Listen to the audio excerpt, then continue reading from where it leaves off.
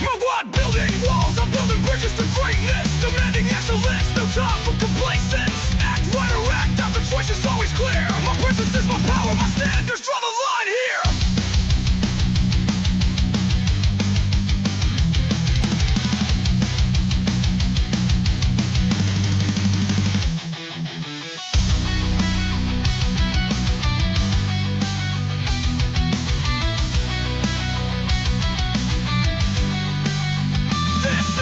Elevation, protocol, rising above the chaos, taking control. My values not negotiable, my worth is my law. Surrounding myself with excellence, that's what I saw.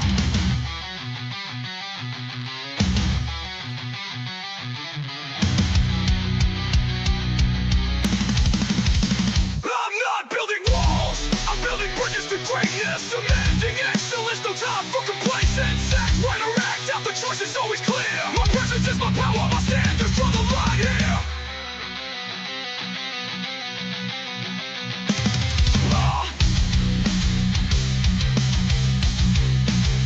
This is the elevation, protocol, rising above the chaos, taking control. My values not negotiable, my worth is my law. Surrounding myself with excellence, that's what I saw. This is the elevation, protocol, rising above the chaos, taking control. My values not negotiable, my worth is my law. Surrounding myself with excellence, that's what I saw. I'm not building walls, I'm building bridges to greatness, demanding excellence, no time for complacence. Act right or act out, the choice is always clear. My presence is my power, my standards draw the line here.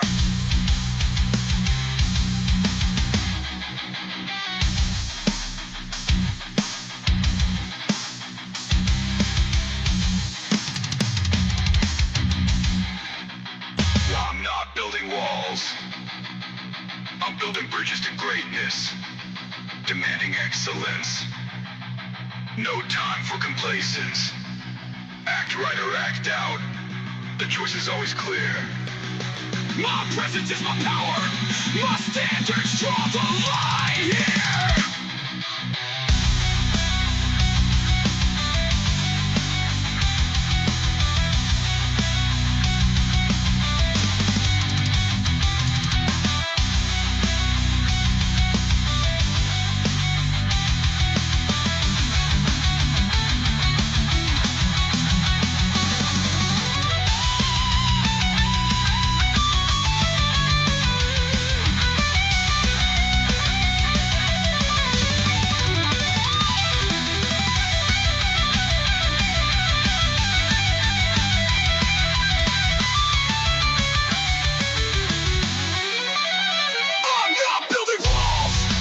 Bridges to greatness, demanding excellence, no time for complacence. Act right or act out, the choice is always clear. My presence is my power, my standards draw the line here.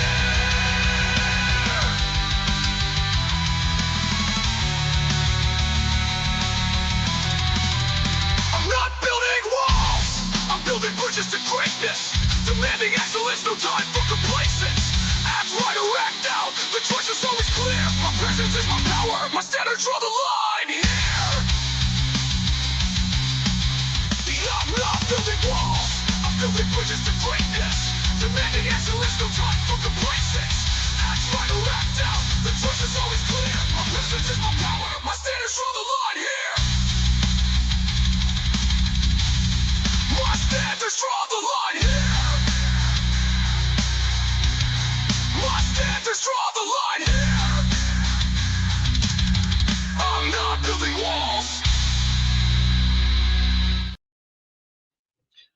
All right, how you doing, ladies and gentlemen? Welcome to This and That. I'm your host, Xander, where we're talking about this, that, and everything in between. We're almost an hour late for this show.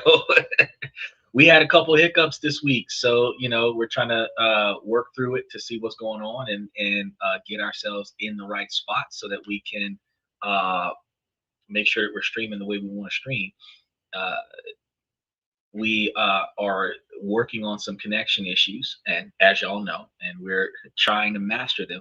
But one of the things we did do is we did get just about all of March together for you. So one of the best parts about what we've been working on is getting you guys um, the majority of the next like 45 days worth of live streams that we were supposed to be trying to get for you guys.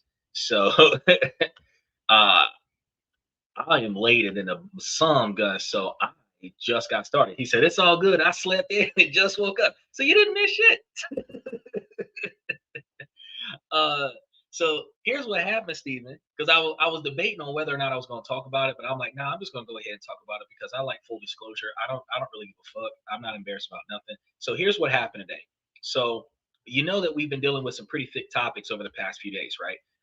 With us talking about the shit that happened in Iran and what's going on with Spain and all of this other stuff, and then we started talking about Bitcoin yesterday. Well, over the past 24 hours since we went live yesterday, somebody on the Twitter X side of things decided to try to get the channel canceled. So while the channel is under review on the Twitter X side of things, we're still live on YouTube, we're still live on Twitch, and we're likely to put a lot more effort into going live on TikTok. So um, I just found out right before the show. I was like, oh, dip.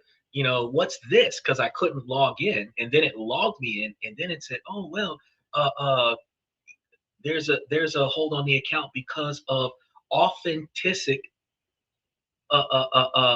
content. Wait, what do you mean? Unauthentic? That means not authentic. What the hell? About the facts. You don't gotta like the facts, but everything that I talk about, you can find it on the internet, and it is the way I call it. So and then I cover it from an angle where it's not directed towards anybody, it's not intended to damage anybody, but it allows people to take a better look at the way the world is changing, and then start making different decisions to impact their livelihood so that they know how to improve their ability to succeed. So since the channel is primarily a motivational channel that is showing you that where there is a will, I have found multiple ways for you to succeed different and more effectively in society, in any country around the world, specifically because this is the way things are.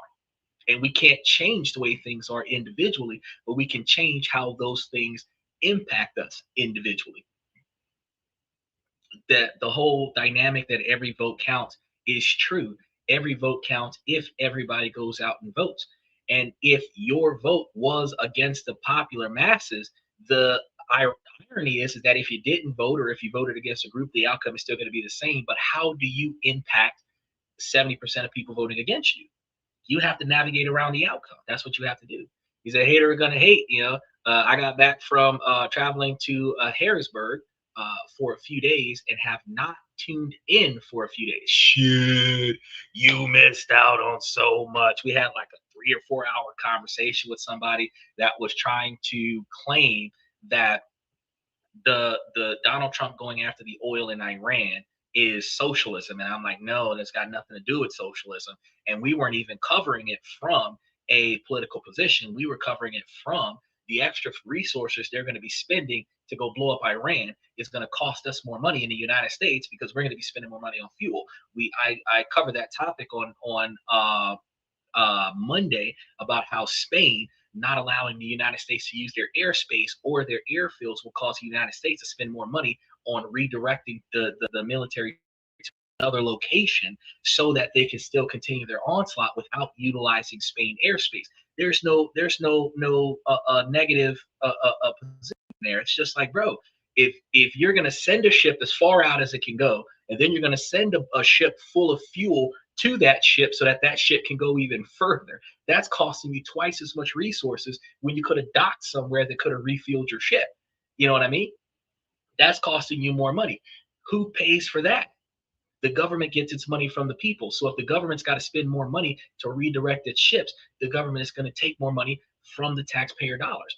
Somewhere And when it starts talking about using more oil, the government gets first dibs on the oil, and whatever's left goes to the local gas stations, and the civilians got to pay more money for gas. It's just common sense. That's what we were talking about. So I was like, well, when they hit me with it, so this person was up there like really, we spent like an hour of the middle of the show trying to rationalize why I was a bad person because I was talking about how this negatively impacts our money. And then I went on and wrapped up the show. Then yesterday, I went in to talk about Bitcoin, but I didn't go in there to talk about how much Bitcoin sucks or whatever the case may be. I went in there to talk about specifically that Bitcoin tanked the way I told you Bitcoin was going to tank. It does it every year. It goes down about 40 to 55% every year. Recently, over the last 2 or 3 years, it's been going down by 50 to 55%, but it goes down from the beginning of the year, from January 1st, all the way till like the second or third week of April, sometimes as much as the first or second week of May. That's when it reaches its lowest point, and then it starts going back up. But that's macro level observations, and it's annual macro level observations. Whatever it is on quarter one, it's going to be half of that by quarter three. Well, no, it's going to be half of that by the middle of quarter two, and then it's going to go back up. And at the beginning of quarter four or the end of quarter three, it's going to be at its highest point of the year. So if it's at its highest point of the year in October, quarter three, and if it's at its lowest point of the year in May, quarter two, that's macro level observations. There's nothing wrong about that. So for somebody to say inauthentic, and I'm looking at the guidelines, and I'm like, what I've done so far hasn't violated any guidelines. But I'm glad that you pointed that out. So, but this isn't the first time that something like this happened. They had gave us a warning on YouTube 2 years ago for a thumbnail, and now I make sure that I avoid that particular scenario because according to YouTube's guidelines, that you can put up thumbnails that are educational, even if those thumbnails project some areas of appropriately designed nudity. Now, unfortunately, we had a thumbnail up there that barely had a nipple, and you had to really look hard to find it, but the algorithm could find it. And they were like, warning, you can't do that. Bro, I thought your rules say that we can. We've got naked people doing a dance in Africa for the entire video. We got nipples all over the place, and I got a thumbnail that is talking about health in this particular video, and you're flagging the thumbnail. And I'm like, you can't do that. All right, I won't do it then. And notice every other thumbnail that has come out after that for the next 3 years, there is not even an inkling of a nipple or a butt cheek or anything to that effect. Not even the scantily clad women are showing any inappropriate area. Because I'm like, bro, it's an unnecessary flag when you're supposed to be freedom of speech. But I'm like, this gives me the opportunity because on StreamYard we actually only have 3 out of the possible 5 different platforms that we can stream. We stream only 3 of them at a time. And take down one, put up another. We have been talking about for the longest period of time about a way to get TikTok up here because TikTok is more interactive with a live podcast than Twitter is anyway. Twitter really only benefits when you start talking about business and politics and finance and everything to that effect. So when we're covering our topics on Monday and Tuesday, that's when TikTok is or Twitter is at its peak with responses. When we're covering situations like personal development, some of those shows, Twitter is more responsive. YouTube is more responsive of everything that we do because the age group that I targeted is actually beneficial to YouTube's market range because YouTube's market range starts at about 35 going up.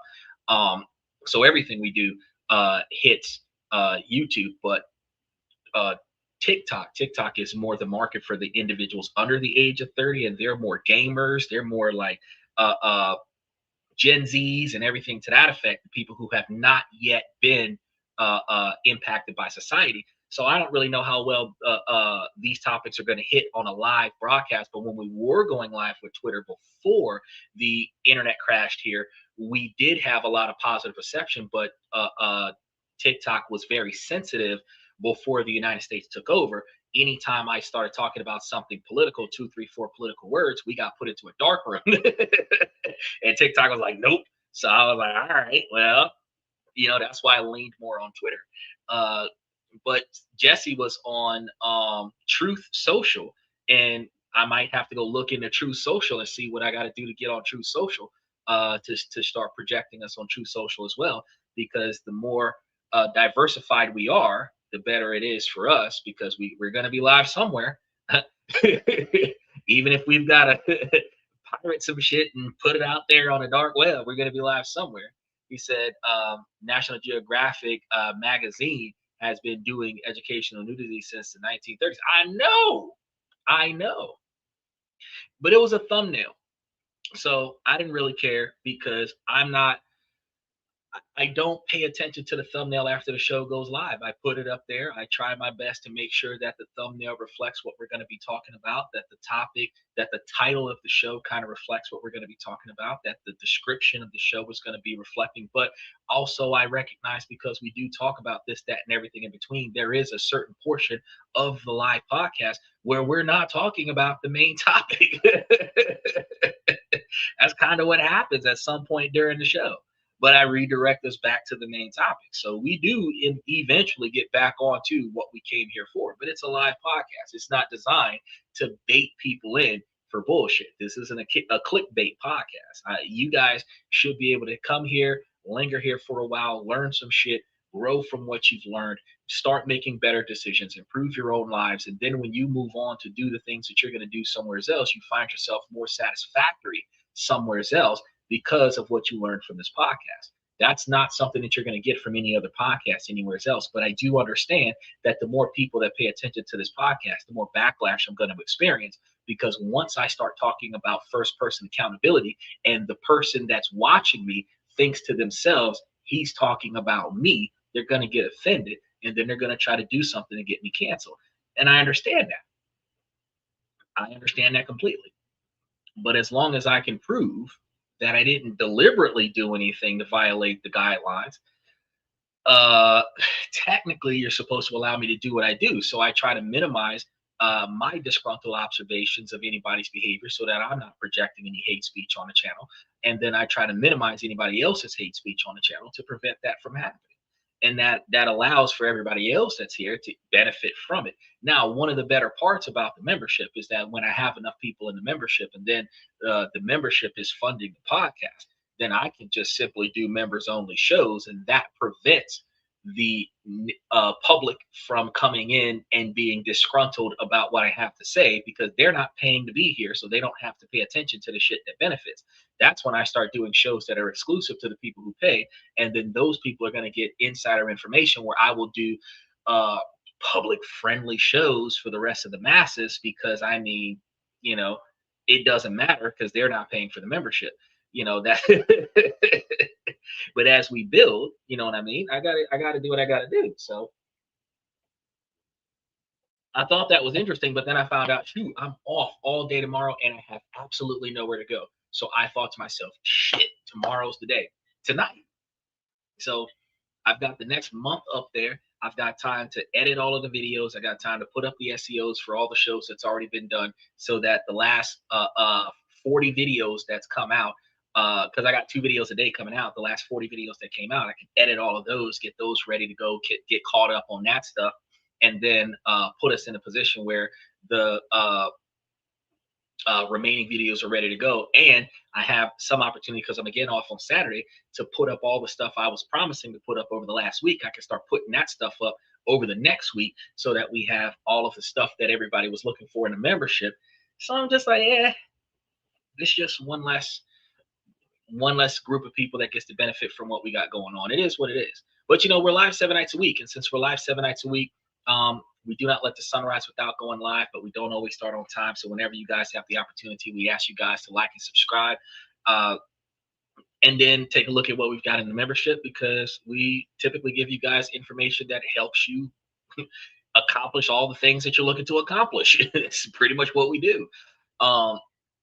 In addition to that, we are live 7 nights a week, and unless we get canceled, or the internet and the power goes out and we can't do anything about it. Unless that happens, you're going to see us here, at least on YouTube, if not somewhere else. And that observation, like Monday, Tuesday, and Wednesday, we talk about business and politics. How on Monday, how politics negatively impacts your ability to make, save, and invest money. We talk about on Tuesdays different ways to make money, invest money, save money, budget money. Because you don't always you get up every day and you go to work because you have to, not because you want to. When you realize that there's other ways that you can make money, you start thinking to yourself, damn, there is other ways that I can make this money. And you can keep going to work every day, but you can start doing other stuff to make legitimate legal currency and be able to subsidize your income. So that when you end up in situations like TSA agents who are now having to work two jobs because they're not getting paid on their primary job and they have to work a second job in order to subsidize their income, if you already had that in place, you could just go do your normal due and your household is taken care of. That comes from being prepared. So we give you guys those types of information. Then we also tell you guys about different ways to make your money online legally, so that you can start generating money off of your computer. Because if you generate money off of your computer, even if you haven't reached your retirement status where your life is paying for itself without you having to put in any effort, you can at least travel the world while working, which is one step closer to your final goal, whatever your goals may be. So one of the things that we teach you guys is, one, if you put your money in the right spot, you benefit from that financially, because instead of wasting your money on frivolous things, you start putting your money towards things that benefit you, your future, not your present, not short-term gratification, long-term satisfaction, long-term success. You'll find that you have more money going around, because certain things like one or two packs of cigarettes a day turns into $15,000-$20,000 a year budget that you're wasting. Things like 2 cases of beer a week could turn into another $10,000 or $15,000 worth of alcohol that you're wasting.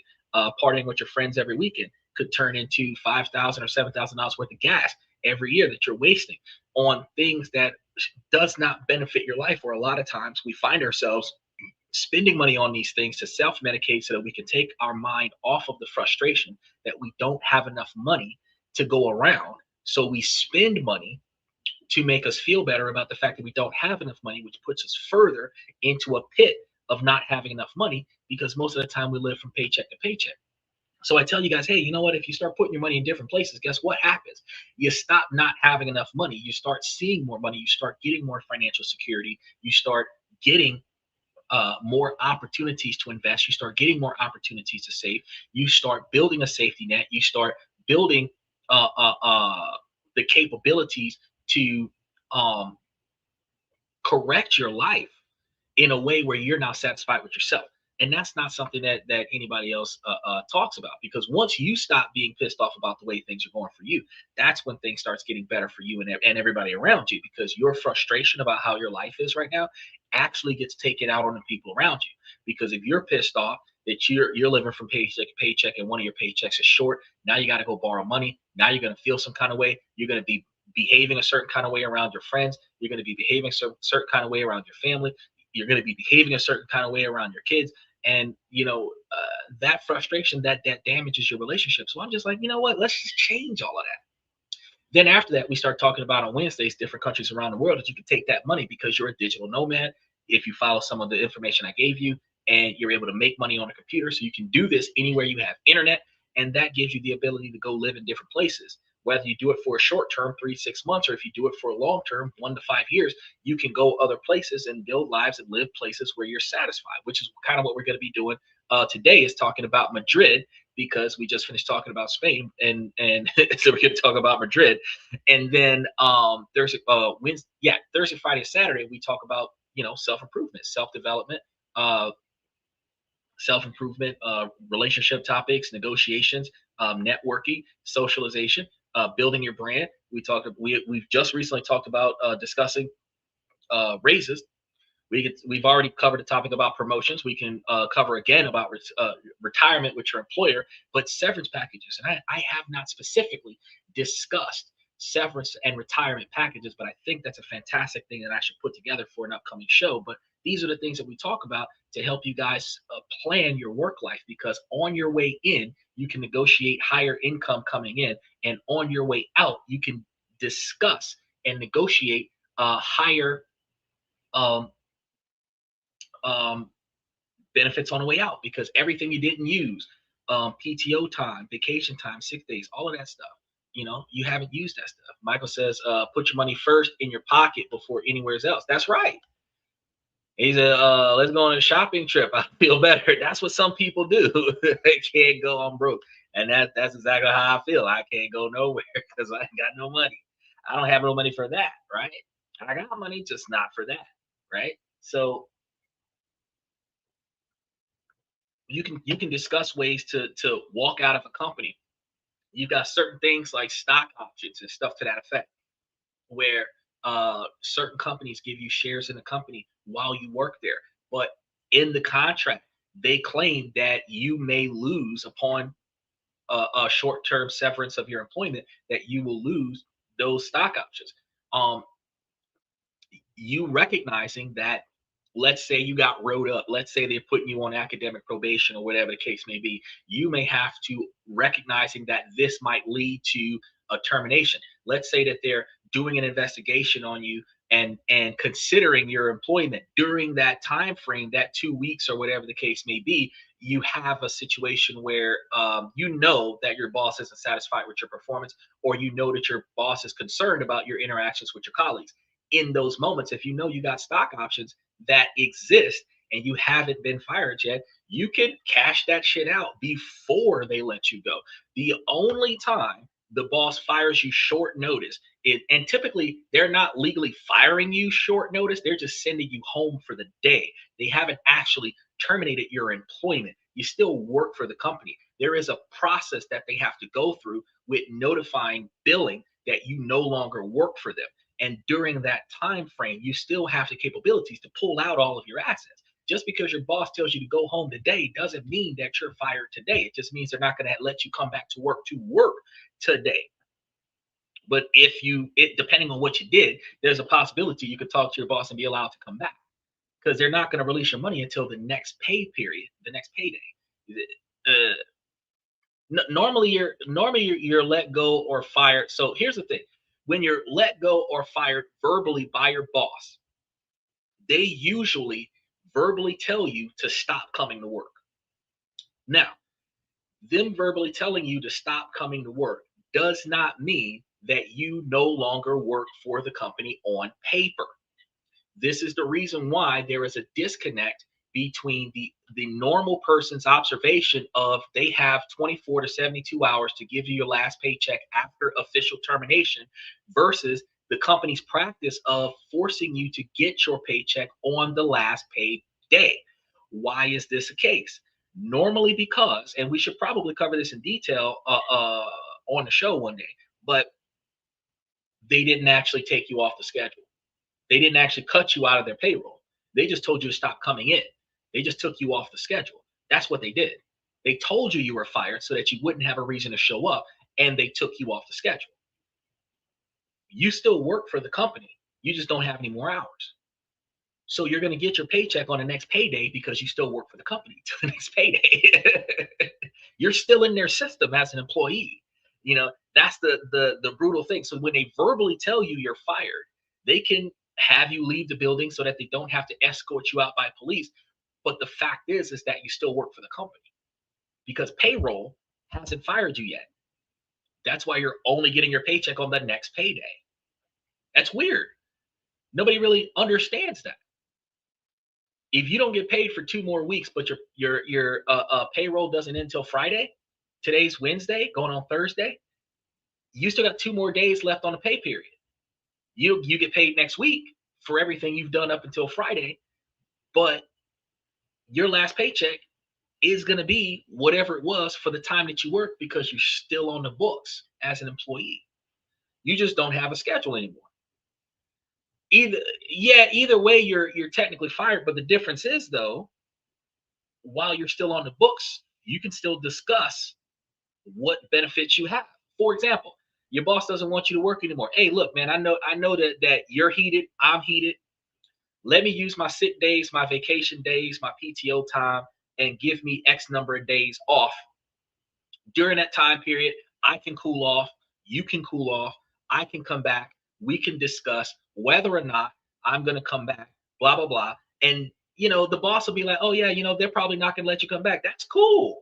You and I both know that there's a strong possibility I'm not coming back, but you can also use all of my PTO time, all of my sick days, and all of my vacation days, line them up back to back from today going forward. Take me off the schedule. You're satisfied. I'm at home, and the observation is that one, I can go start looking for another job, and two, I'm not here at the store.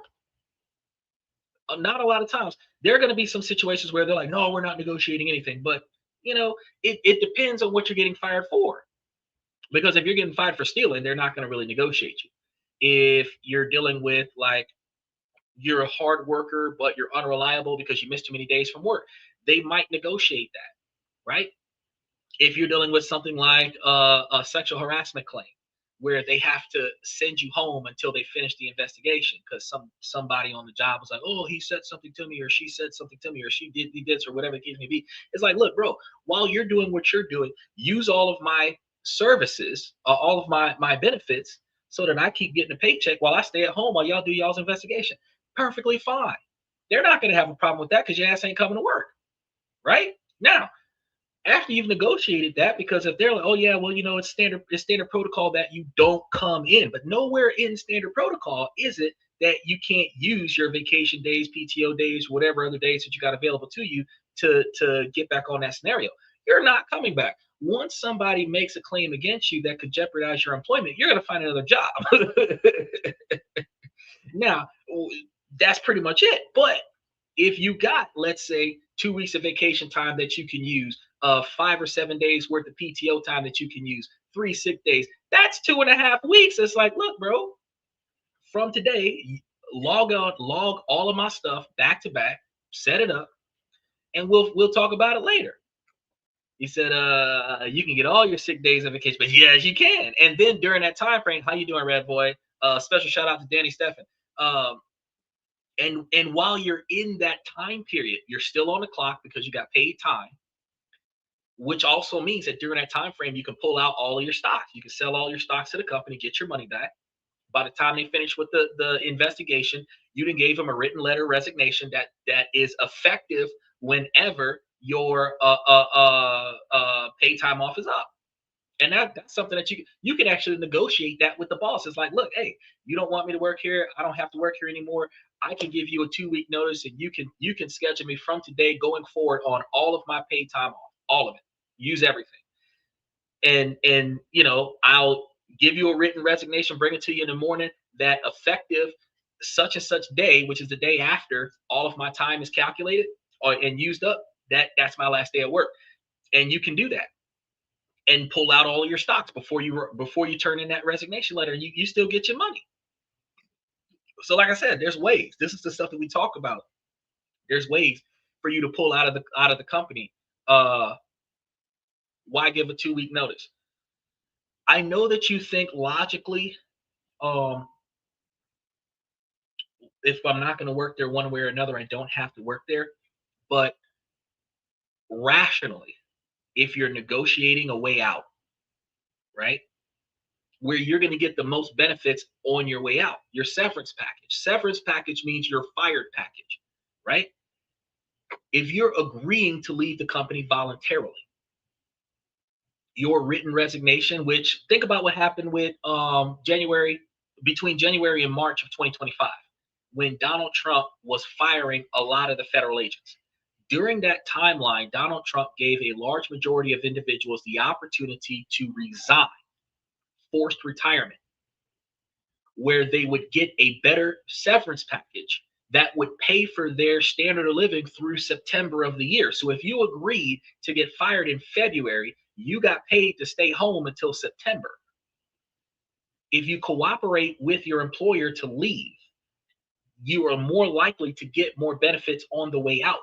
If you resist your authority to leave, they are likely to take everything from you and terminate their relationship with you. And that's the difference. That's why you give the 2-week notice, because you're agreeing to retire. It's a forced retirement. Police officers experience that on a regular basis, a forced retirement. early retirement because you did something you ain't had no business doing. You've already crossed over your 20 years. You qualify for retirement. So instead of being fired without pension, you get put on your forced early retirement where you get your pension, but your ass ain't coming to work. Regardless of how it goes, yeah, resign or voluntarily retire. Yes, that's exactly what that is. That's what your 2 week notice is. You're either going to voluntarily resign or voluntarily retire. But either way it goes, your ass don't work here no more. So if you negotiate that professionally with your employer, you're likely to leave the company with more than what you would have if you refuse to cooperate. And that's the reason why we talk about those things, right? So uh let's see. He said, I hope you're good too. I saw something on TT that really blowed me up. Hold on. Let me see what he got going on. Chicago, the parties are no, so we're not promoting parties, my guy. I appreciate that.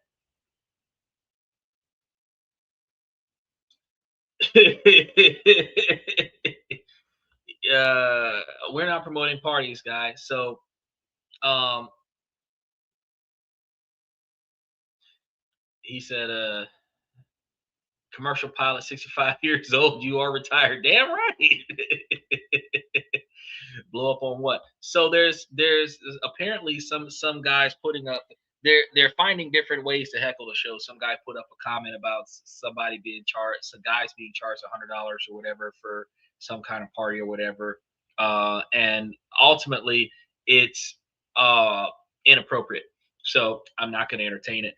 We did cover something similar to that, where bars, nightclubs, house parties, whatever, typically do things like they invite the girls to get in for free the first half of the party, to have enough girls in the building so that guys will want to go to the party, which would get the guys to show up and pay the cover.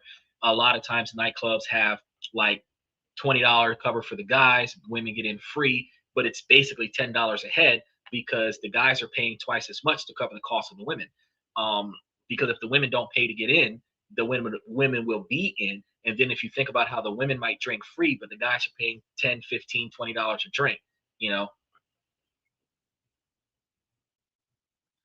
Oh, well, see, okay, so you didn't want to be rude. You were talking about the dating scene. The dating scene conversation is going to be on another day. You can feel free to bring that question back on Sunday because Sunday is a free for all question. Today we were supposed to be talking about Madrid, but I was um late with the opening, discussing about in jobs and severance packages and employment. So I ultimately, while this and that does cover this, that, and everything in between, we typically encourage our fans to stay on topic or really close to the topic. So when you come to the show about a dating question on a day when we're talking about living in another country, or the current topic at this point is how to negotiate your early retirement, forced retirement, termination, or whatever the case may be, that's completely off brand. So I didn't block you because I kind of figured that there was something about it. But while we've discussed that in other scenarios, uh, we will cover that eventually on one of the other days this week. But that's not a topic that we're going to be covering today. But we will be covering something like that later this week. So to the magnitude of like people being overcharged as men to go out on dates, I mean that's normal. That we've covered that on the show quite a few times, But today's topic isn't about that. He said, how do we get in? How do we get on this when it was Madrid? That's what I'm trying to tell you. That's what I'm trying to tell you. He's over here covering the dating scene when we're supposed to be about Madrid. The opening of the show, I explained to the people who come to the show who's never been here before all the things that we do, and one of the last things that we talk about is like letting everybody know about focusing on their 20-year plan. Building for your future instead of living in the moment. So I appreciate you, Gamesy. you enjoy your Easter or whatever. We do have a lot of individuals that have weak minds, and a lot of the times it doesn't take a lot of stuff to corrupt them. But see, one of the things that I have to do is stand on non-negotiable expectations for behavior, and I have to lead by example as well. So when I say that we need to stay on topic or stay really close to the topic, if I see a completely left field topic, I have to stop entertaining that topic. Now, even though I may want to cover that question, the fact of the matter is that I have to encourage myself to not entertain that topic, because that's not what we're supposed to be talking about. We're leading our way into the discussions of Madrid, and all of the things that is good to benefit from investing in Madrid or living in Madrid and stuff to that effect.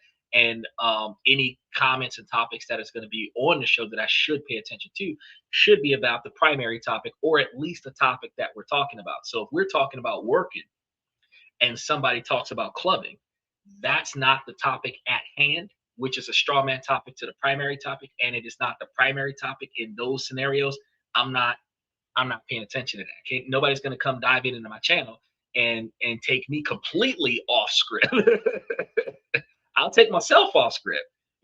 Michael, you'll take me off script. Steven will take me off script, but somebody I've never seen before coming in here and I'm not doing that. He said, Spain not going, too many drones. Well, see, on topic. So I don't know what all they got going on over there, but what I do know is that based on my research is that they have a lot of demonstrations that are happening in Spain. And one of the problems you're going to have going there as an American citizen is that you might become a participant in that demonstration. And that is why they have a stage 2 or level 2 travel warning for Spain. And that stage 2 travel warning for Spain has been there long before what Donald Trump is doing right now. So it's not like what just happened in February changed it from a stage 1 to a stage 2.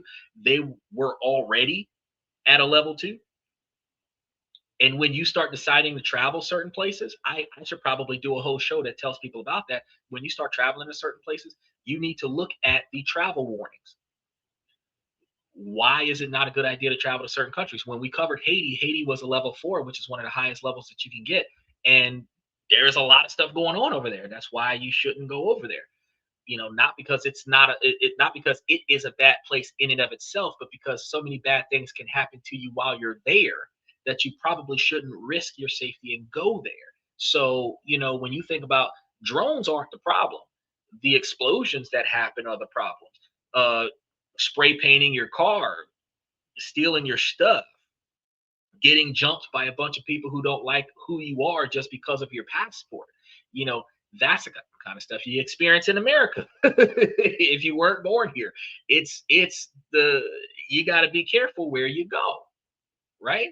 So when you start asking yourself, where do I want to go and live? Where do I want to retire? Right? 65-year-old pilot wants to retire. Which country do I want to do it in? One of the things you got to pay attention to is, how safe is it for me and my status from my country to be in that country? If you're going to a country that is under attack, you are endangering yourself. But if you're going to a country that doesn't like your country, like if you're a US citizen and you're going to, like, North Korea, we're not on good terms with North Korea, you are putting yourself in danger. You know what I mean? So it's always important for you to pay attention to what you're trying to do with yourself. And that's one of the reasons why, we talk about futuristically how to plan your life. And that's why the first 40 minutes was going over the topics that we were going over.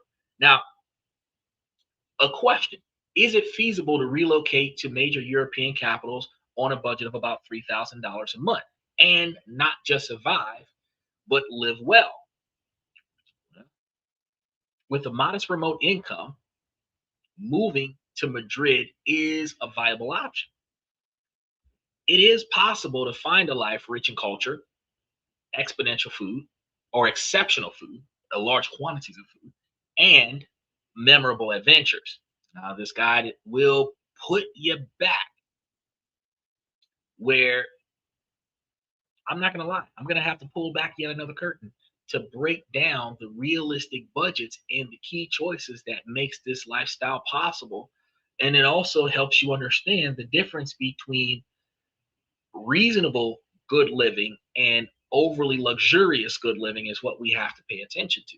Now, this is not a story about getting rich quick or finding a secret loophole. It's going to be about international living, making conscious choices, and discovering that quality of life is not always directly tied to the size of a bank account. Because online cost of living calculators can paint a grim picture, and warnings from others might echo deep-seated fears about affordability and financial strain. Just like, Michael's like, oh, well, I'm not going to, Spain because of the drones.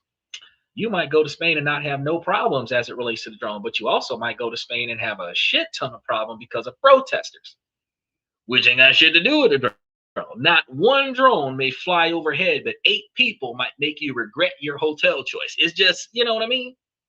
You got to think about this.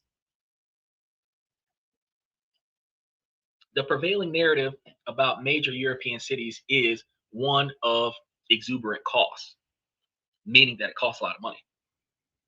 Madrid, as the capital of Spain, is often perceived as the most expensive city in the country. However, a comfortable and vibrant life there is completely achievable. The secret isn't about deprivation, it's about relocation. So it's going to involve understanding local rhythms and values, which often prioritizes community and experiences over material possessions. So instead of wasting a bunch of money on expensive, uh, high valued name brands, you're going to be prioritizing the experiences that you get and the people that you experience it with. Success is going to come from learning where to spend your money and, just as importantly, where to save it, which is what we talk about on a regular basis. This is a practical, no fluff guide. Now, it delves into the single biggest decisions that makes this lifestyle possible. Choosing the right neighborhood, because it provides a breakdown of a family's food budget and analysis of cities' public transportation systems and a look at free and low cost activities that keep weekends full without emptying your wallet. So, choosing a good neighborhood is probably going to be one of the first things you need to pay attention to. And this is going to be the blueprint for how to live in Madrid on about $3,000. Now, the analysis begins with the largest expense in most critical decisions anywhere around the world. Usually it's going to be housing. Getting this right is going to be the foundation for the entire budget. A mistake here will lead to a financial struggle every single month. The name Madrid often brings to mind the grand historic buildings of the Salamanca or Centro districts. However, rents for a family sized apartment in these areas can easily surpass the entire monthly budget. As of early 2026, neighborhoods like Salamanca, Centro, and uh, Camberry carry the highest price tags, with the average rent around 26 to 28 euros per square meter. So a typical 2-bedroom apartment in these prime areas can range between 1,700 and 2,300 euros, which is not sustainable on the income that you're trying to have. You said get a scooter. I thought about living in other countries, getting international license, driving in other countries. And then I also thought about, because if you're going to live there for a long-term period of time, cost of the scooter, the insurance, licenses, knowing what side of the road to drive on, where to go, all of these things to have you sustainable, self-sustainable. I would say yes, get a scooter is cheaper than buying a car, especially if you're not going to be there forever. If you're only going to be there for 6 months, you're only going to be there for a year. A lot of countries do scooter rentals, and you can rent a scooter by the day, you can rent a scooter by the week, you can potentially have the scooter for the entire time that you plan on staying in that particular scenario, and you can hold on to that scooter for an extended period of time. So yeah, scooter is cheaper than a car. And then also with the traffic that they may have out there, scooter might be easier to navigate through large crowds and high parking scenarios. However, uh, depending on the cost of a daily rental of a scooter versus the cost of paying somebody to drive you on their scooter, might save you a little bit of money just to have somebody take you where you want to go. Either 2,600 or $2,684 a month for an apartment. Yeah, that's what I'm saying. It's not feasible in the right circumstances.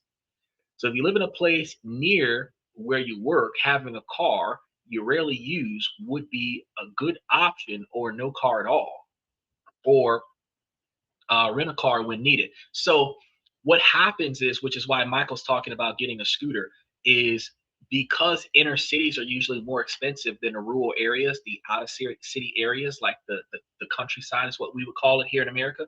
Uh, if the cost of living is too expensive in the inner city and tourist traps, you would likely um, start your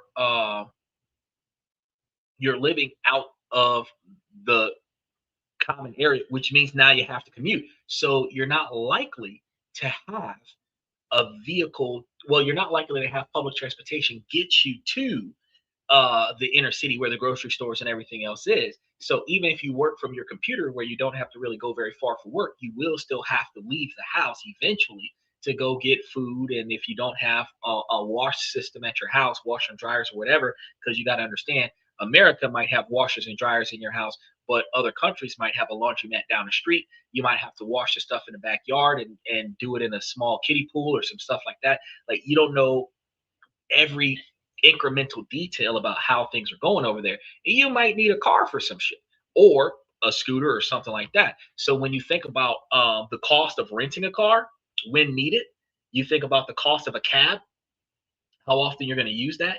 The cost of, like, you got those housekeepers, like especially if you go to the Philippines, you got housekeepers that'll be there for like $800, $750 to $800 a month. And if she's got her own car, you might just be able to benefit from that. He said, I was thinking of Italy and scooters, wrong country. Bro, Italy, okay, Italy, Madrid, Philippines, Japan, Taiwan, Taipei, uh, Indonesia, all of those places, you can find the observation of acquiring a scooter is cheaper than acquiring a car. So it's still a good thought process. But you also have to rationalize how often are you going to use that, because if you are able to get a hotel in the inner city that's inside of your budget, and then public transportation is there, you can just use public transportation. But if you're trying to save money and you want to live further away from the inner city, then you're going to need a scooter or something like that that you need to rent. So that actually is very valuable. Because I went a few years with a bike and bus and saved a lot of those years. I cannot do that now. Spain might be able to be like that first scenario. Well, if you were only going to be in Spain for like a month, 2, 3 months. So when you start talking about 2 or 3 months, you start talking about like reliable transportation. Uh, but if you're only going to be there for like a month, you might think, I'll just get me a bicycle and just ride for a little bit. But you're 36 right now, Steven. When you start getting 45 and 58, fuck that bike, bro. Somebody's driving me. Taxi. You know what I mean? I'm gonna get me an Uber or some shit, because not only do I not want to drive myself on a scooter or bicycle, I also don't want to be around people on a public bus. So now I'm just going to spend extra money to pay for my private car. So if I'm looking at, go to Madrid, and an inner city apartment might be $3,000 a month, I should bring $6,000 a month. That way I have an extra $1,000 a month to drive me all over the place. I shouldn't have to spend that much money. But if you over budget, you're not going to do without. Because once you get there, you're kind of fucked. If you didn't bring enough money before you left, you're doing yourself a disadvantage. Even going to the Philippines, whatever the average standard of living is, I would say triple it. So if they say that you can live in the Philippines for $2,000 a month, I would say bring $6,000 a month. Why? Because you never know what you're going to buy. You never know what convenience cost you're going to have to pay while you're out there. That's not factored into that standard, reasonable standard of living lifestyle cost. So if you know that the average person would be satisfied with $2,000 a month in the Philippines, bring $6,000 a month. You're going to be there for 3 months. You bring 20 grand. Because you're not going to spend all of that. And if you have an emergency, a doctor or whatever, emergency trip or whatever, you might have to rearrange your flight or whatever the case. You might have to pay extra money for different lodging or whatever the case may be. You might have to replace all of your stuff because it got stolen from you while you were out there. Whatever the case may be, if you bring enough money with you, you're likely to be all right to get there and make it back. you know. But yeah, I'm with you, bro. When I was younger, bikes used to be the thing. Bicycles used to be the second thing, and it's way cheaper. You're not paying for gas when you're riding a bicycle, and when you're riding a motorcycle or a little scooter, it's like what, $2-3 for the whole tank of gas. But today, nah, I'm too old for that shit. Fuck around and get hit by somebody who didn't see me and break every other bone that didn't get broke. Nah, I'm straight. I'm too pretty for crashes. I,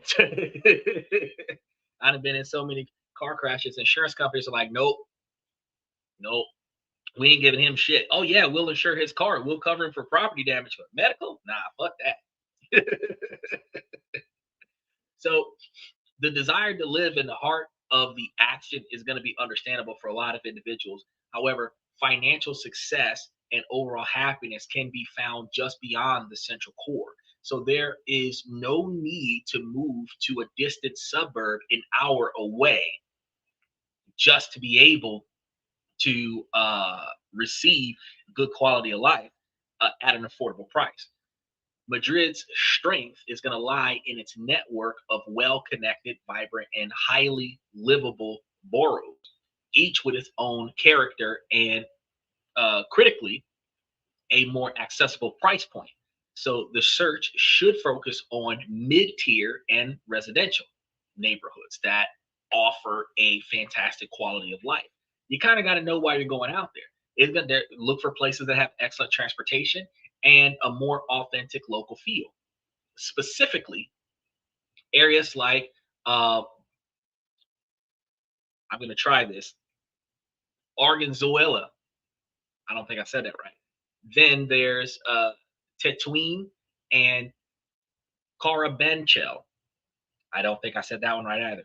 Represent the sweet spots for a family on this budget. And this is a family, like 3 or 4 people. So, for instance, in uh, the city of Arganzuela, a one-bedroom can be found for between 1,100 euros and 1,500 euros. And for a family uh, with a two-bedroom will be a lot more, but it remains a world away from the prices that are in Salamanca. So we're going to explain a few things in these areas in detail. Hold on. He says, cycle through the Canadian San Juans when I was younger. That was like 40 years ago, bro. I ain't cycling through nothing Canadian because do you know how cold it is out there? Their summers have snow. No. Mm-mm, mm-mm, mm-mm. Michael is one of the ones that would have been telling his grandkids, man, we used to ride our bikes uphill in the snow in the summer to get to school. 50 miles. And he'd be telling the truth because he was cycling through Canada. You know them stories our parents used to give us. I don't want to go to school. Man, you're lucky. So first, let's start talking about um, Arganzuela. This area has become incredibly popular with young professionals and families. Located just south of Atoka Station. Its main attraction is Madrid Rio, a sprawling park with playgrounds, bike paths, and fountains. And it offers a sense of space and greenery while remaining a 20-minute metro ride from the Royal Palace. So the housing here is a mix of old buildings and new construction, and a solid, comfortable two-bedroom apartment can be found within a 1,300 euro to 1,600 euro budget, which should be the absolute maximum allocated for housing if you're trying to stay inside of a $3,000 budget. But if you're trying to go into a higher budget, go higher. He said, "Been to Burning Man. It's a great party." Now, you went to which Burning Man? You went to the Burning Man in the 60s and 70s. That was the gigantic stick figure that was set on fire, or did you go to the one that was in the 40s and 50s that the guy was still screaming while he was on fire? Either way, there was a Burning Man.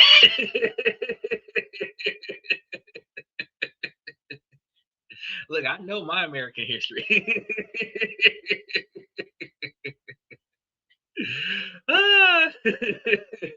Y'all make sure that y'all like and subscribe as y'all come through here. Next is going to be Tetouine, situated north of the center. Tetouine is one of Madrid's most diverse and dynamic neighborhoods. It is a cultural melting pot, which is reflected in its incredible food sense. So while the parts of Tetouine are becoming more upscale, meaning that they're improving the quality of the standard of living there, it is still going to offer some of the best values for your money near the city's financial districts. One apartment here is going to be for rent around 1,300, but it is also a place where hidden gems can still be found for a lot less. Hidden gems. Oh, we weren't hanging. Hey, fantastic, bro. Because I gotta tell you, when I was younger, they taught me how to tie a noose, and I was like, "Whoa, I could really use one of these." Not for what they were using it for, but I actually towed a lot of cars. Everybody had a Ford, I had a Toyota.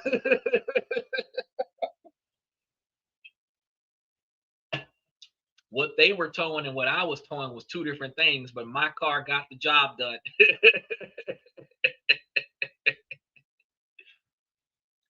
Finally, consider more residential areas, family-oriented neighborhoods like Carabaculos or Usora, located in the southern areas where these neighborhoods would provide the most value. In this particular area, it is possible to find one-bedroom apartments for between 800 and 1,200 euros, which makes it a family-sized home that will be found a lot higher than that, but it is still going to be much more attainable than where the inner city cost would be, which is, like Michael said, closer to 2,800, right? So these are going to be working class Madrid neighborhoods, rich with parks and local schools.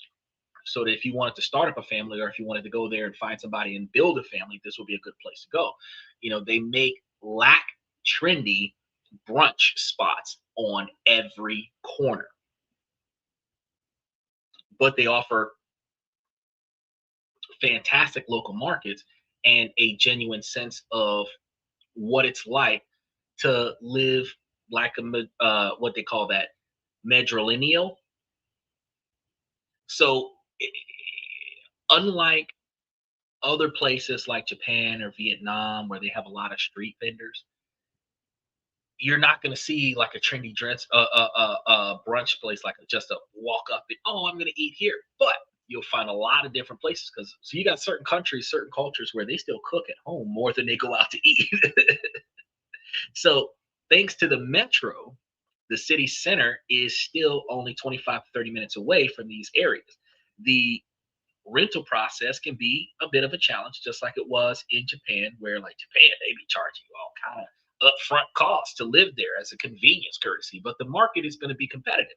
And in a lot of places, it's going to be competitive because there are more people that need a home than there are people that have a home. And that's where demand outweighs supply. And that's when people are able to charge more money. And when tourists coming in overwhelming the demand, that's where the market's going to become more competitive. But it's going to have well-priced apartments on sites like Idealista. I said that correctly. Idealista, which often rent within days. So you see something on listing on this site here, you can grab that, and within days it'll be rented out. Landlords typically ask for a 1 month deposit, an additional month's rent as a guarantee, which is garantia additional.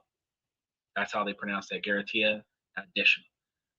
And the first month's rent up front. So you're looking at 1 month's rent, second month's rent as the deposit, plus the first month's rent up front. So that's 3 months that you're paying for just to put your stuff down. So if you're looking at like 1,300, they're asking you to put down like, you know, 4,900 to get in there. And then after that, you can pay the 1,300 a month. So you're good. Now, agencies also commonly charge a fee, which is going to be an additional, usually equivalent to 1 month's rent. So now you're looking at 4 months rent. But a successful strategy requires patience, constantly refreshing Idealista and being prepared to visit and decide on an apartment immediately, because it'll be gone. You're not going to be able to wait 2 or 3 weeks or 2 or 3 days to decide on this. It'll be gone in a few days. But notice how, remember what I told you guys, if you plan on going there for, if it's like $3,000 a month to stay there reasonably, you bring $6,000 a month. Now, as soon as I said that, now we're talking about how in order for you to rent an apartment for a month, they're asking you for 3 months up front. Then they're asking you for a 4th month as a service fee. If you've got to pay what I said, 4,900, it'll be like 5,200 to move in with the move-in fee. If you brought $6,000 a month to stay on a $3,000 a month lifestyle, you brought an extra $3,000 to cover that bullshit. See how that worked? The logic just trickled right on in there. Because when you do your research online about the average cost of living, the average cost of living is a consistent average. It is not the startup cost. It is not the move-in cost. It's not the move-out cost. You understand? It is after you've got there, after you've gotten settled in, how much you're going to pay every month while you're there. That's the average cost. Now, to get your foot in the door, that's a different price. And they don't talk about that price. I talk about that price. And that's why I warn you guys. It doesn't matter where you plan on going in the world. If you decide that you want the cheapest place, like I said, the cheapest place in the world, not the very cheapest, because you can go to places like Belarus, you can go to Kazakhstan, you can go to a few other countries in like mid or South Africa that are far cheaper, where $250,000 makes you like a multi-billionaire over there based on their currency. There's different places you can go where it's far cheaper, but some of the cheapest places that you might want to go, like the Philippines, where if it's $2,000 for a middle-class lifestyle there, bring $4,000 for every month you plan on staying there. So if you plan on staying there for 3 months, you're planning on bringing $6,000. Why do you do that? Well, if you pay $6,000, if you bring $6,000 with you, or if you bring $10,000 with you to stay there for 3 months, if they charge you an extra $2,000 to move in, if they charge you an extra $4,000 to move in, you still got your $2,000 a month standard income or savings. Because if you're not a digital nomad where you're working on a computer and continuing to bring in extra money, if this is your vacation time and you're gone for 90 days and this is your vacation time, you want to make sure that you have all the money that you need, because you're not going to make any extra. So assuming that you don't get robbed while you're on vacation, you want to make sure that you're bringing enough money with you, that while you're on vacation, everything that could come up that you can think of, would get covered, such as massive down payments for a 3-month stay, right? So if they want you to pay 4 months for the first month and then 2 more months after that at 1,300 a month, you're paying for 6 months worth of money to stay there for 3 months guaranteed. Yeah. And if you were at like 5,200 with the convenience fee of the app, and then you got to put down another 2,600 to stay there for 2 more months, you're at, $7,500.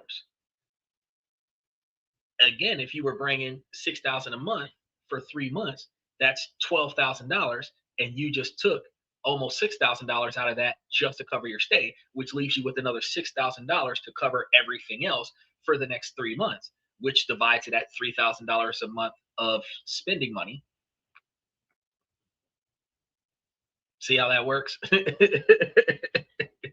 Now, a 3-bedroom apartment in a quiet part of Arganzuela for 1,400 a month is a realistic find. So while at the top of the housing budget, it can tick all the boxes because it's got proximity to a metro stop, walking distance to Madrid, Rio, and ample space for family. The search may be stressful for you because a lot of the times you're going to have to secure the place after you get there. So you're going to have to pay for a hotel, which wasn't factored into the budget, then pay for long-term stay. But securing this particular anchor is a foundational victory for a long-term stay. Once an apartment is secured, the next reoccurring cost is going to be your utilities. This can be a source of anxiety because as electricity in particular areas can be structured differently and become expensive if not managed carefully. A monthly budget for all utilities, electricity, gas, water, and internet should be around 200 to 250 euros, right? Electricity is the biggest variable. Now, hold on. I know I said about 200 to 250 euros. This is if you're being responsible with your shit. Because here in America, you can find your light bill $250 damn dollars in Florida, $300 in California, 450 in New York, Manhattan, just a light bill. So, this is about using electricity when you need to, not the convenience of having lights on all the time just because. Not the convenience of having your porch light on whenever you're home, even though you don't go outside. A lot of the times, I've noticed that the average American has their porch light on at night just because they're home. And I disagree with that. You do what you want, but I disagree with that. Strictly because, one, it's a waste of electricity because you never look out of your window. You don't go to your door unless somebody knocks on the door. You don't you're not doing anything on the porch. Your kids are not outside. They shouldn't be outside by the time the street lights come on. So you're wasting electricity for the sake of illuminating the neighborhood for somebody else. But the other problem with this dynamic that I've noticed, that the main reason why I hold an objection to having your porch lights on is it tells people that you're home. I know some people, fuck, that's kind of the point, right? No. People who decide when to break in houses follow trends.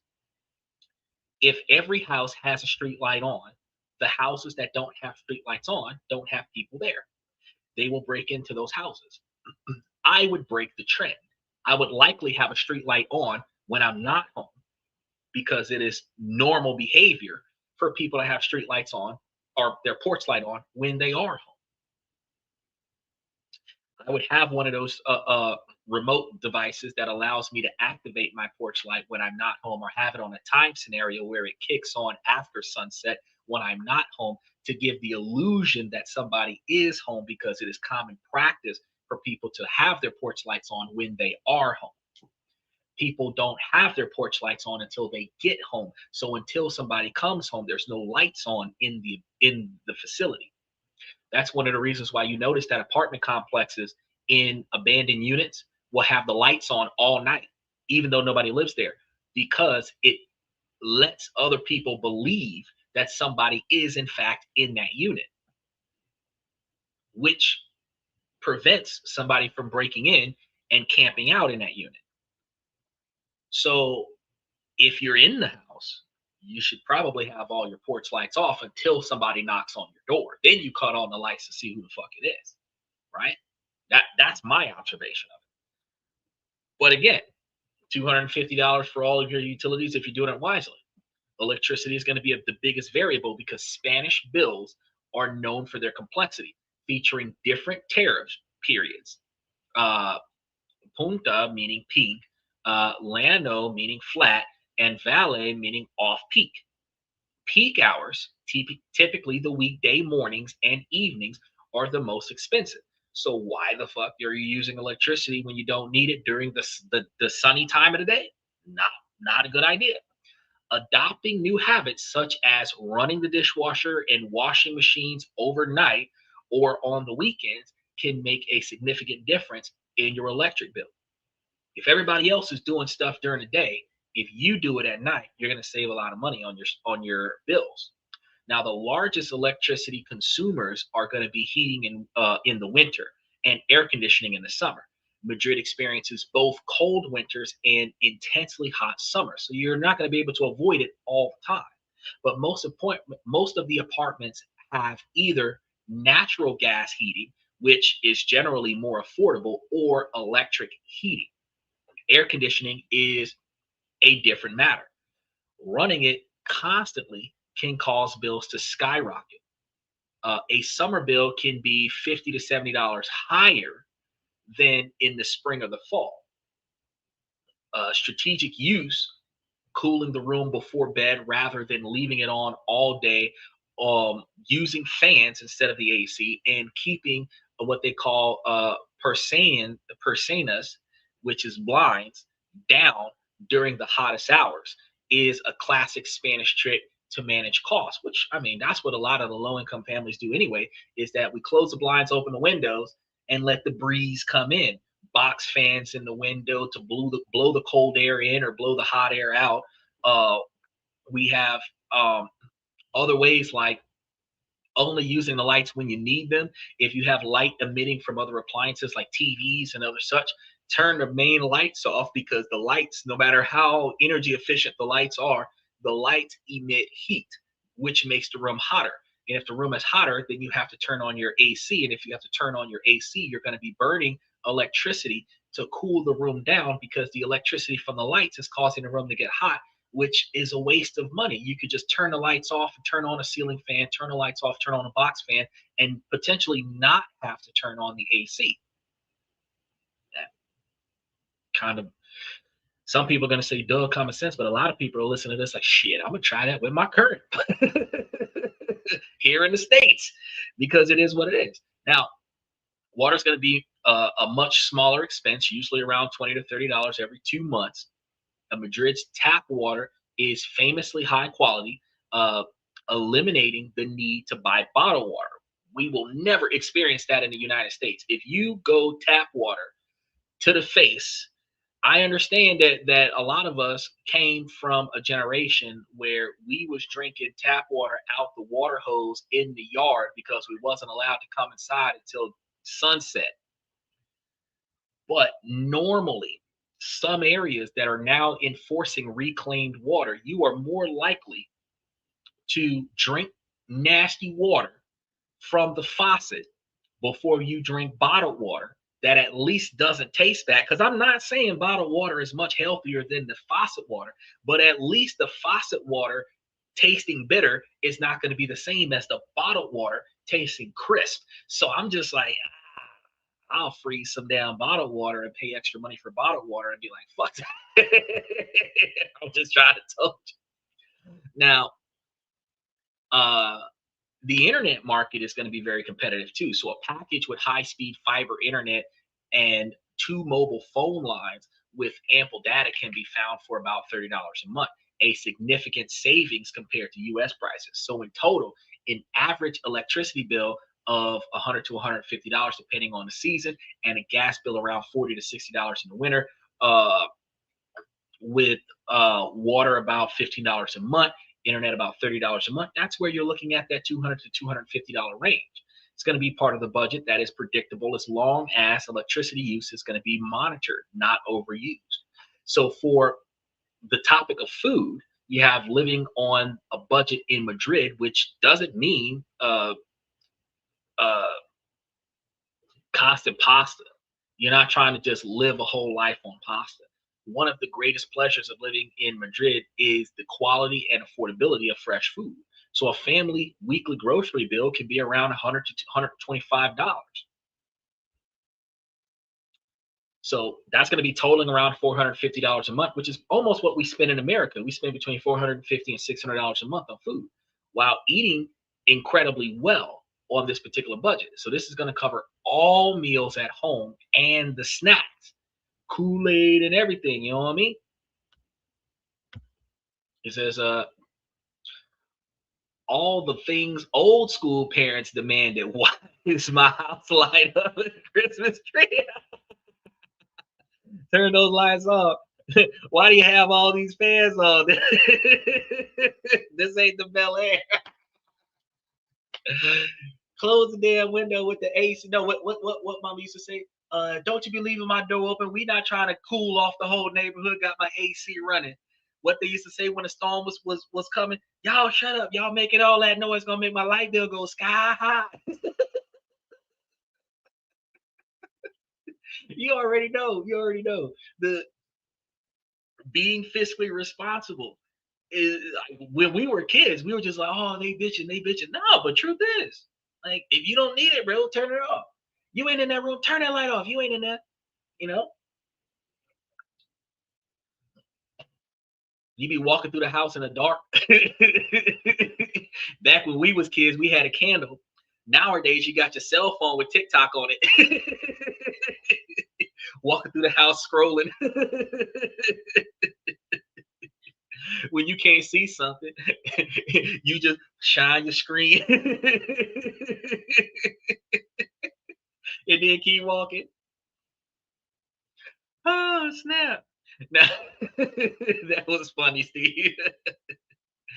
Now, the key is going to be to shop like a local. You want to bypass expensive convenience stores and patronizing a few different types of shops. And one of the things that you'll benefit from is networking here, because if you don't know where to go, you're going to go to the places that you understand what's going on, and you're just going to walk right in and be like, oh, I'll pay this price because I got it. When there's another place that might be off the beaten path that actually is a little bit cheaper. So where's a good place to buy affordable food might be a good question. You need to learn how to speak. If they have a Spanish dialect there, you might want to learn that dialect. Where to find cheap food, right? But the main weekly shopping can be done at large supermarket chains like the Mercado, the Auroramas, or Lilith. And the Mercados is a Spanish institution known for its high quality private labels and what's called hacendado. Its cheese, yogurt, and olive oil are excellent and affordable, right? So a large shopping cart filled with groceries is going to cost around 70 to 80 bucks. The real secret to elevating the meals is going to be visiting local neighborhood shops. Nearly every street has what's called a fruteria, fruit and vegetable shop, a carniceria, a butcher, and a panaderia, which is a bakery. The quality often surpasses that of the supermarkets, and the prices are surprisingly competitive, meaning that they're going to be a lot cheaper in some scenarios. Buying what is in season at the fruteria ensures the best taste and affordability, instead of doing what we do in Walmart and buy everything that's on clearance. A large bag of fresh vegetables and fruits might cost you about 15 bucks there. The Pandaria offers another simple but significant ritual, buying fresh bread daily for about €1.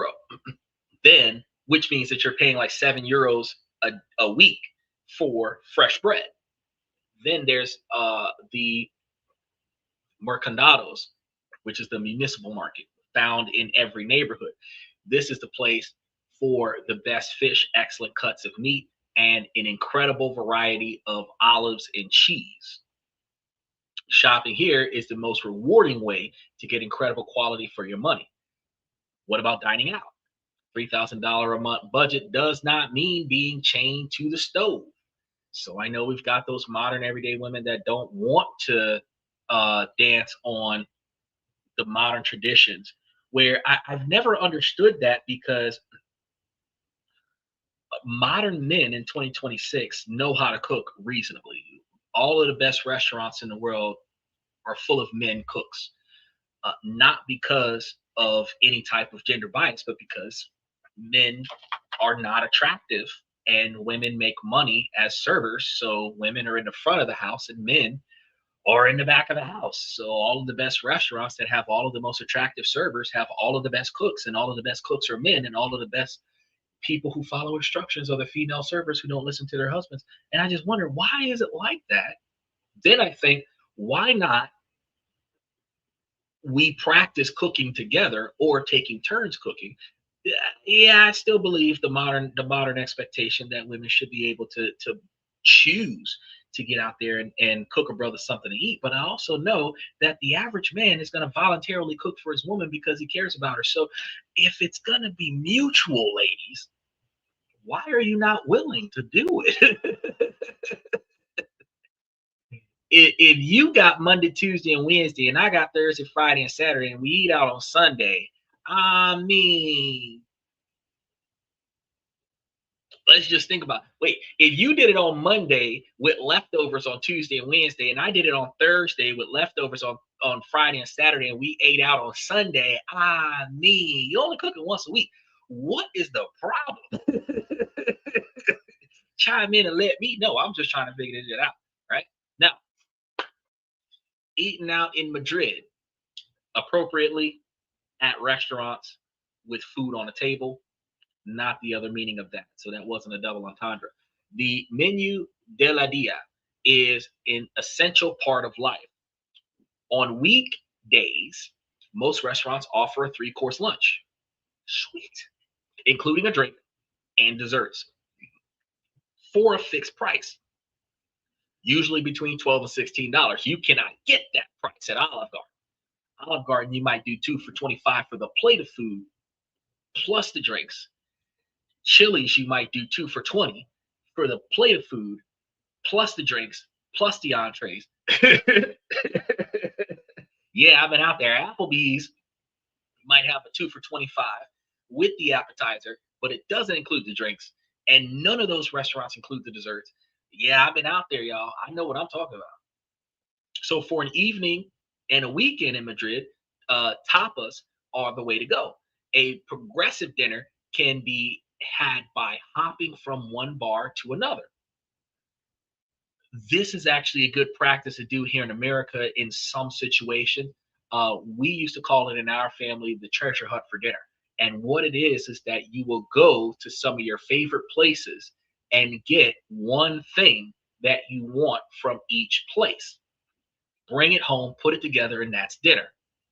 Now, if you frequent a bunch of fast food places, you might get the Burger King fries, the McDonald's burger, the Wendy's shake, the Taco Bell tacos with the Nacho Bell Grande, some fried chicken from KFC, the hot sauce from Popeyes. You might put it all together. But if you're doing this from like a higher scale scenario, you might get the pasta from Olive Garden, the bag of shrimp from Red Lobster. You might get the cheesecake from the Cheesecake Factory. But you're still going to go out and grab a bunch of things. You're going to bring it back to the house and you're going to make dinner out of that.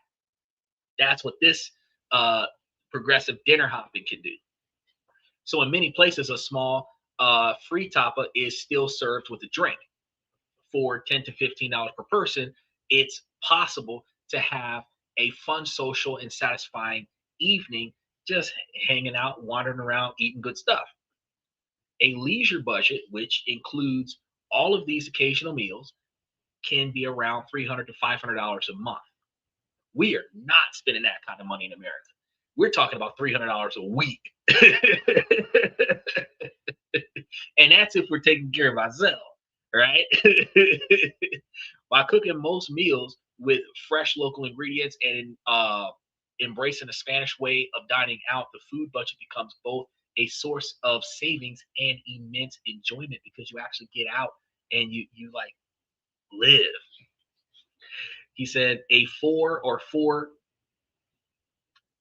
and a 2-piece and a biscuit.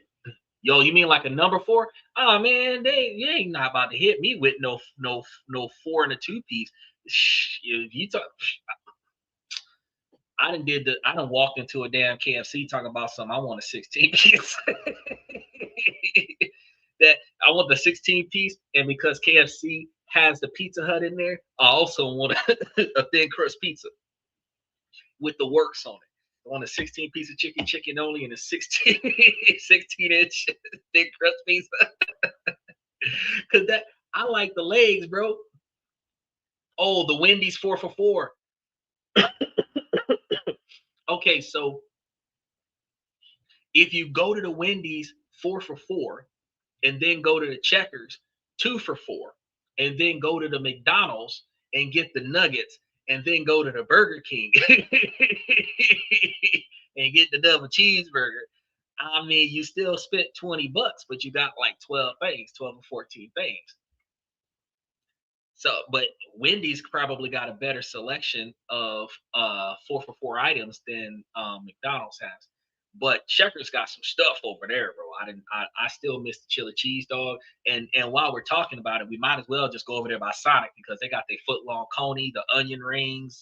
The onion rings are off the chain, bro. If you don't go over there Sonic for nothing else, you're going over there for the Baja Blast and the onion rings. You know what I mean? So, so I mean, it's definitely. But if I have to choose between Wendy's and McDonald's, I'm going to Wendy's. But if I got to choose between McDonald's and Burger King, it depends because I kind of want to see how big that big arch is. I've seen some folks on social media walking up to McDonald's employees and asking them how big's your arch, and and a part of me want to go over there and do that, but a part of me is like, fuck the question. I just want the sandwich. Like, how big is that burger? Is it the original double quarter pounder with cheese, the half pound burger that they used to offer? That's not a half pound burger anymore. Because shrinkflation. They're gonna make the sandwich smaller, keep it the same name, then they're gonna put the original sandwich out there with a new name, and now that half pound of beef that they used to offer a year and a half ago, 2 years ago, is coming out with a new name. I want a big ass burger. I want a half pound or a pound of beef.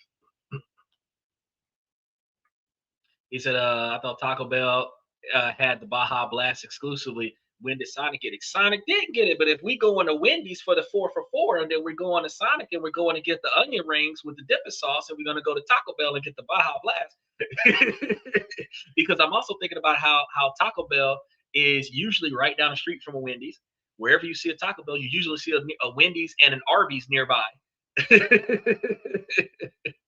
And usually way down the road is a Sonic. Sonic ain't usually nearby a Wendy's. Sonic is usually way down the road. You know what I mean? So, as soon as I thought about Sonic, I thought about I want to get that Baja Blast.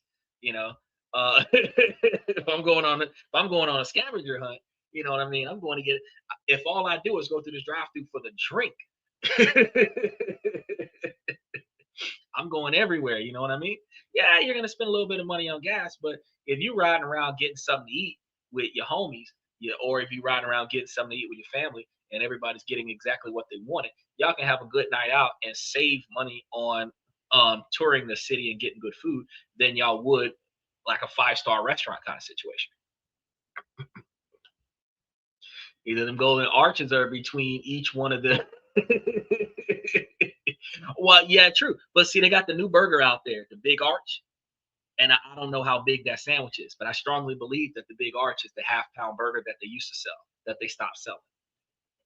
So right now you can get the double quarter pounder with cheese deluxe, and it's actually the same size as the Whopper for at McDonald's.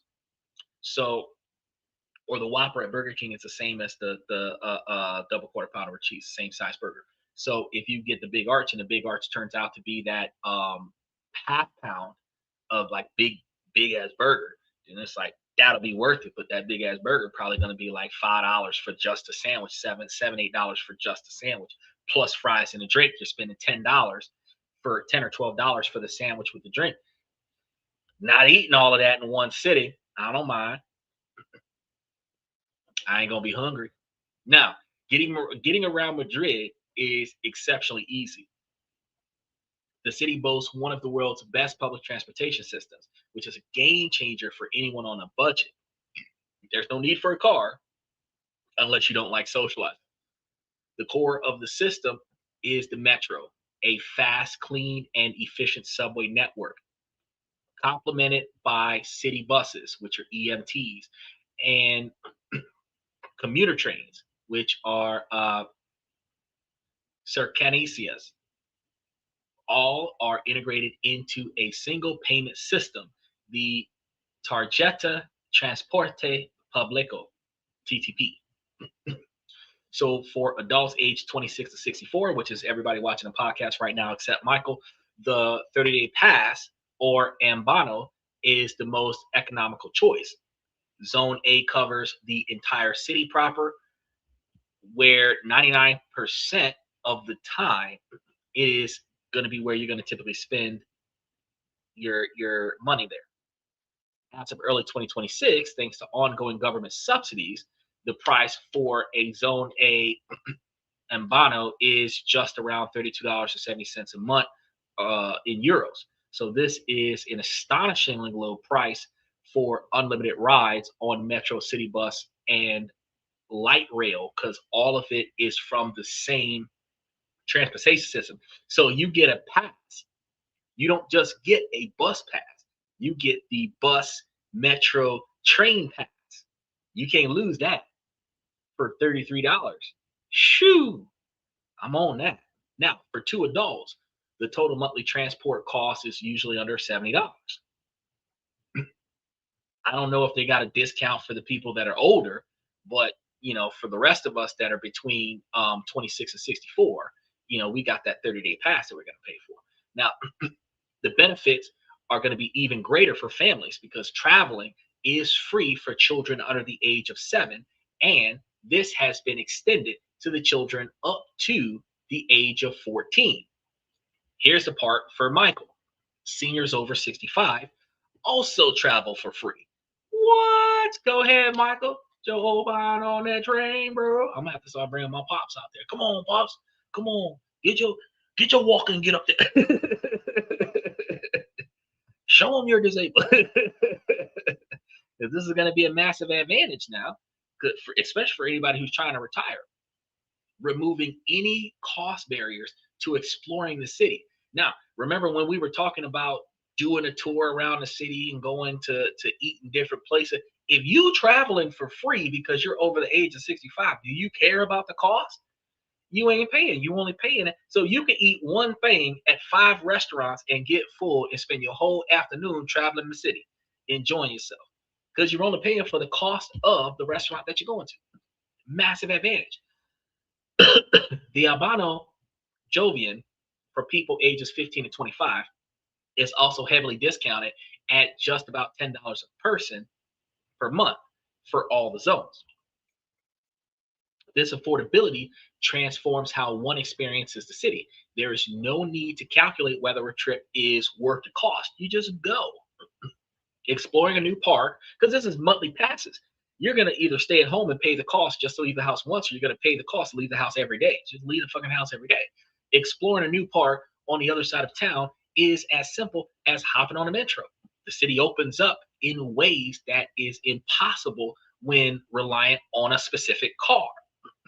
The system is also very family friendly with elevators in most metro stations, even without a monthly pass. A 10 journey ticket costs something like $7.30, and a taxi and rideshare services, because I know you guys said that earlier today, taxis and rideshare services are also available, but they're rarely necessary because for a family, the monthly transportation cost is fixed and predictable at about $66 for 2 adult abonos, and this small cost unlocks the entire city. Get 3 out of the 5 places to give a senior discount. I'm gonna have to throw that into the membership.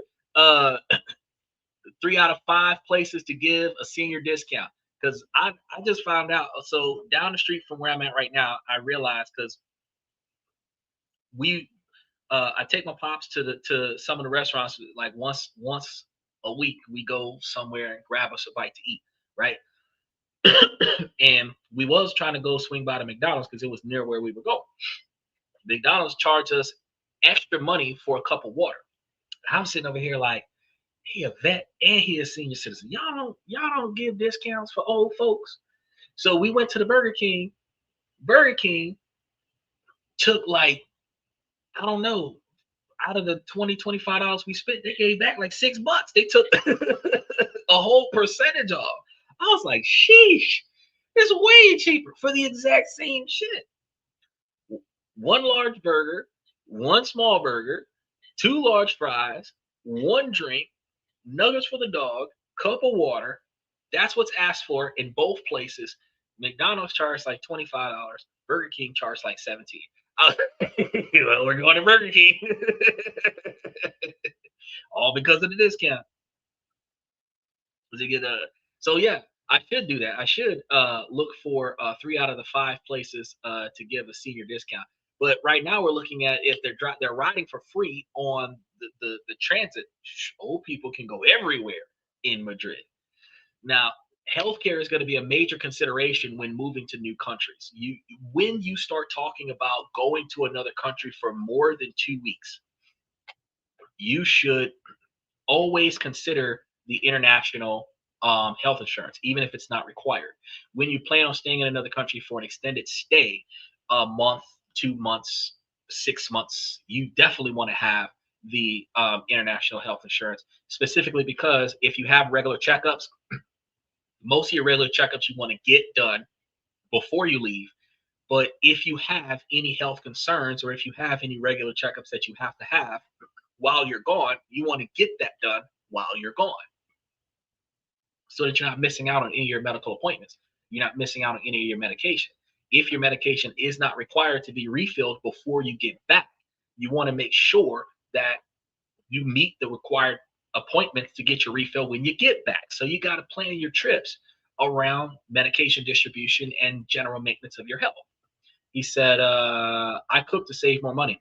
I do too. But in Madrid, you can save a lot of money to cook, but you can also eat out on a budget, eat good food on a budget. And if you're over the age of 65, you can travel for free. So it's like, well, we don't have to stay at home and cook all the time. We could actually leave the house and enjoy ourselves.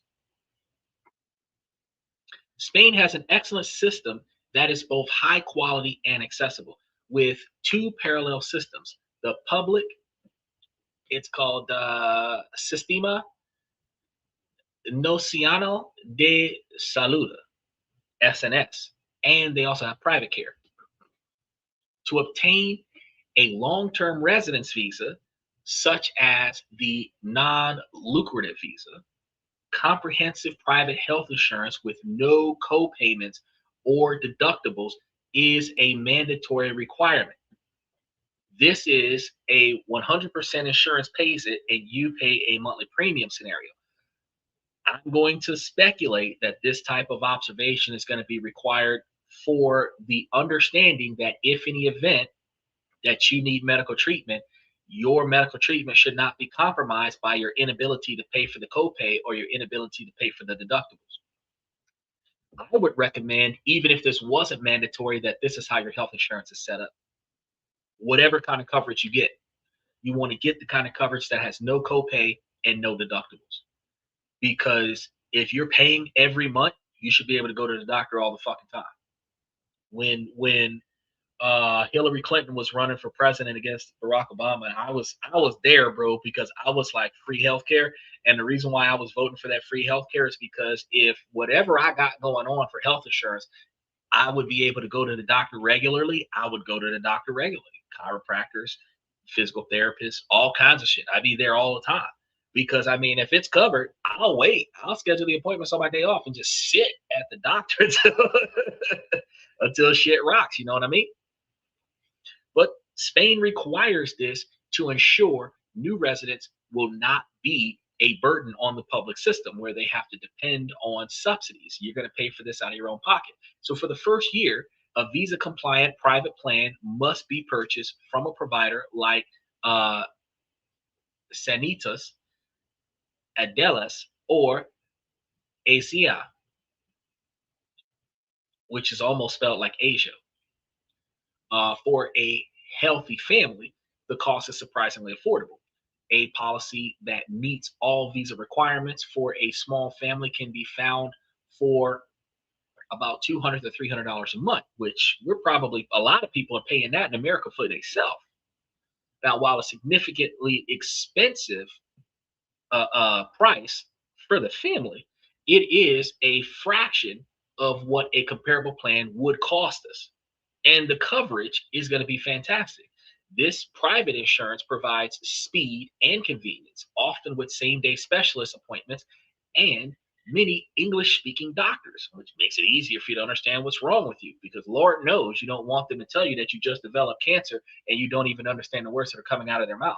So a monthly cost of about $250 or in euros is a reasonable estimate for a family plan. That's a family plan. Family plan is like two or more people. Typically, if you're doing big trips like this, you're not always traveling by yourself. Sometimes you have your husband or your wife with you.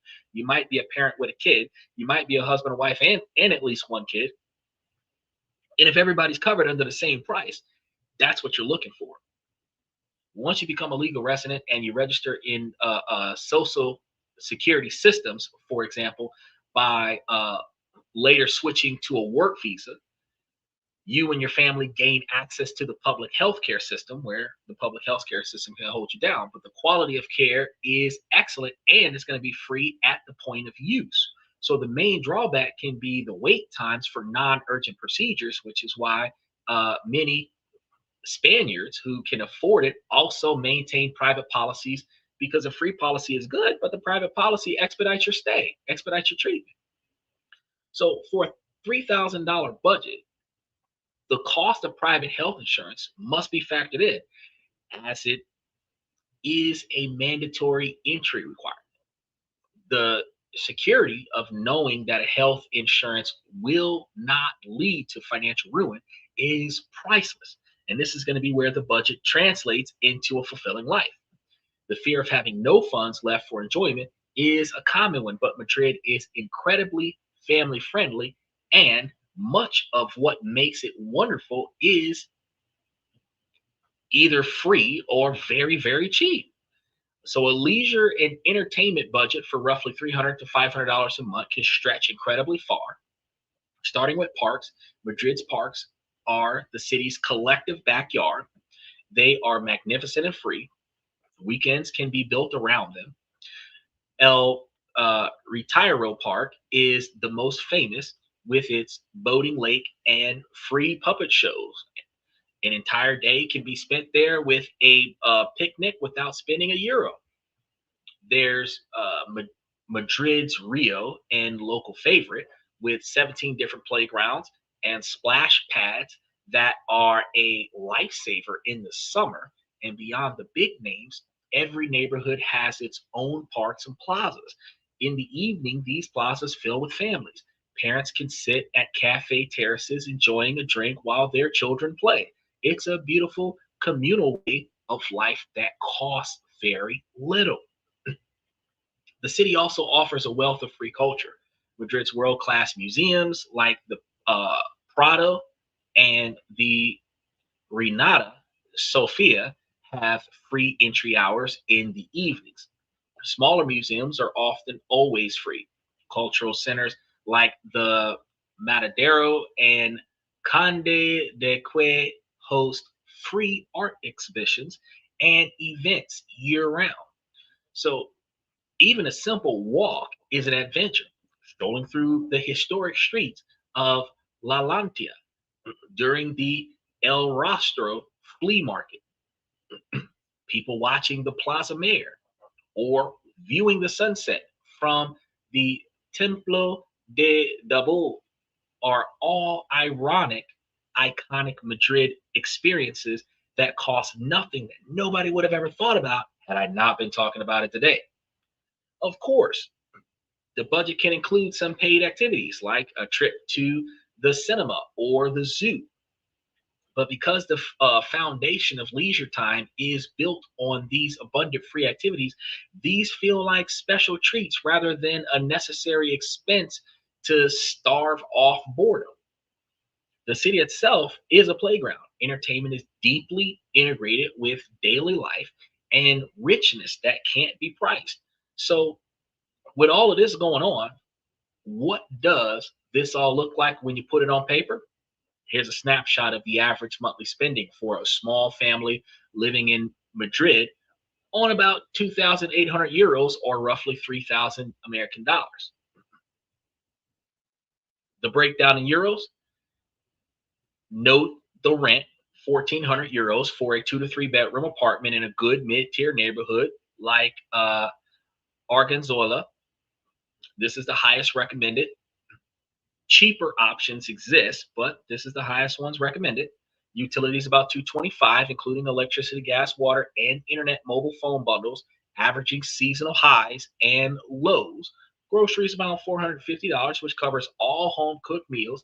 Shopping at a mix of supermarkets and local markets. Transportation at $66 uh, for two adults monthly, with adults between 26 and 65, because it's free for anybody over 65. In zone A passes that subsidize the entire area, priced in at like $32.70 a person. Uh, and a child traveling for free, health insurance at 250 euros, a reasonable estimate for comprehensive visa compliant private health plans for a small family. Dining and leisure being another $350 with a flexible category for a few meals out, tapas, coffee, and paid family activities. Miscellaneous $59, which is a small buffer for the other minor expenses such as clothing, housing items, and other such things, totaling $2,800 in euros.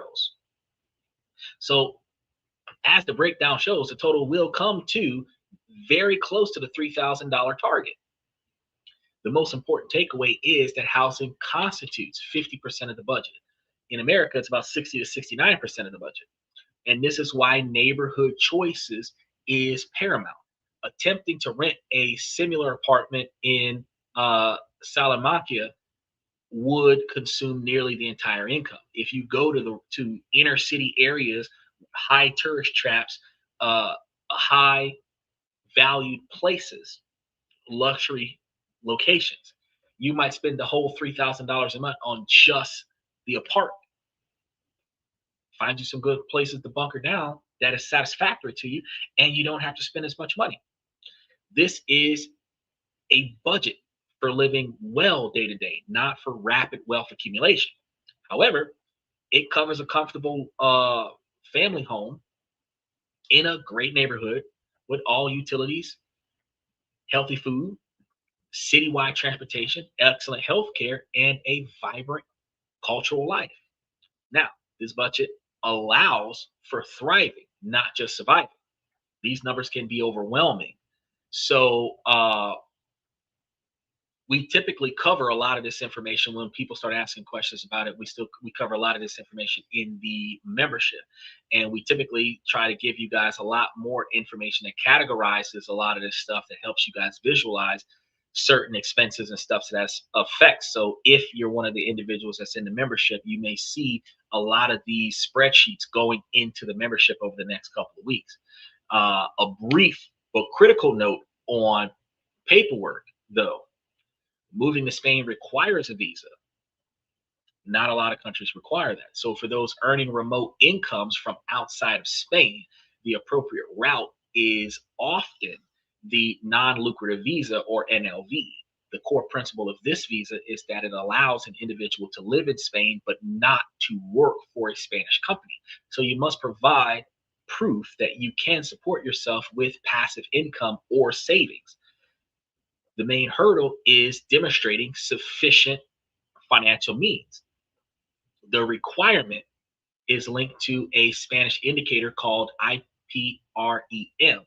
As of early 2026, the main applicant must prove that they have the funds equivalent to 400% of the annual IPREM, which is about 28,800 euros for the year. For each additional family member, you must add 100% of the IPREM, or an extra $7,200 per person. So roughly about $30,000 for the first person and an extra $8,000 a person for every person after that. So if two of you are going, you're going to be trying to show them proof that you got 40 grand accessible to you, or a 40 grand income. If you got three people going, you want to show that you got like 60 grand accessible. If four people going, you want to show you got 80 grand accessible for the year, right? So for a family of three, the total financial requirement would be somewhere around 2,800 euro for the first person, 7,200 for each other person, which is equivalent to about 43,200 euros for the year, or 3,600 a month. We were about to swing $3,000 a month to go. What did I tell you guys to do? Bring $6,000 a month for a $3,000 a month budget. If you were bringing $6,000 a month, you had $10,000 for a 3-month stay for a family of three, husband, wife, and one child. You would have overshot the budget, because for $3,600 a month for 3 months, that's going to be a little under $11,000. Yeah.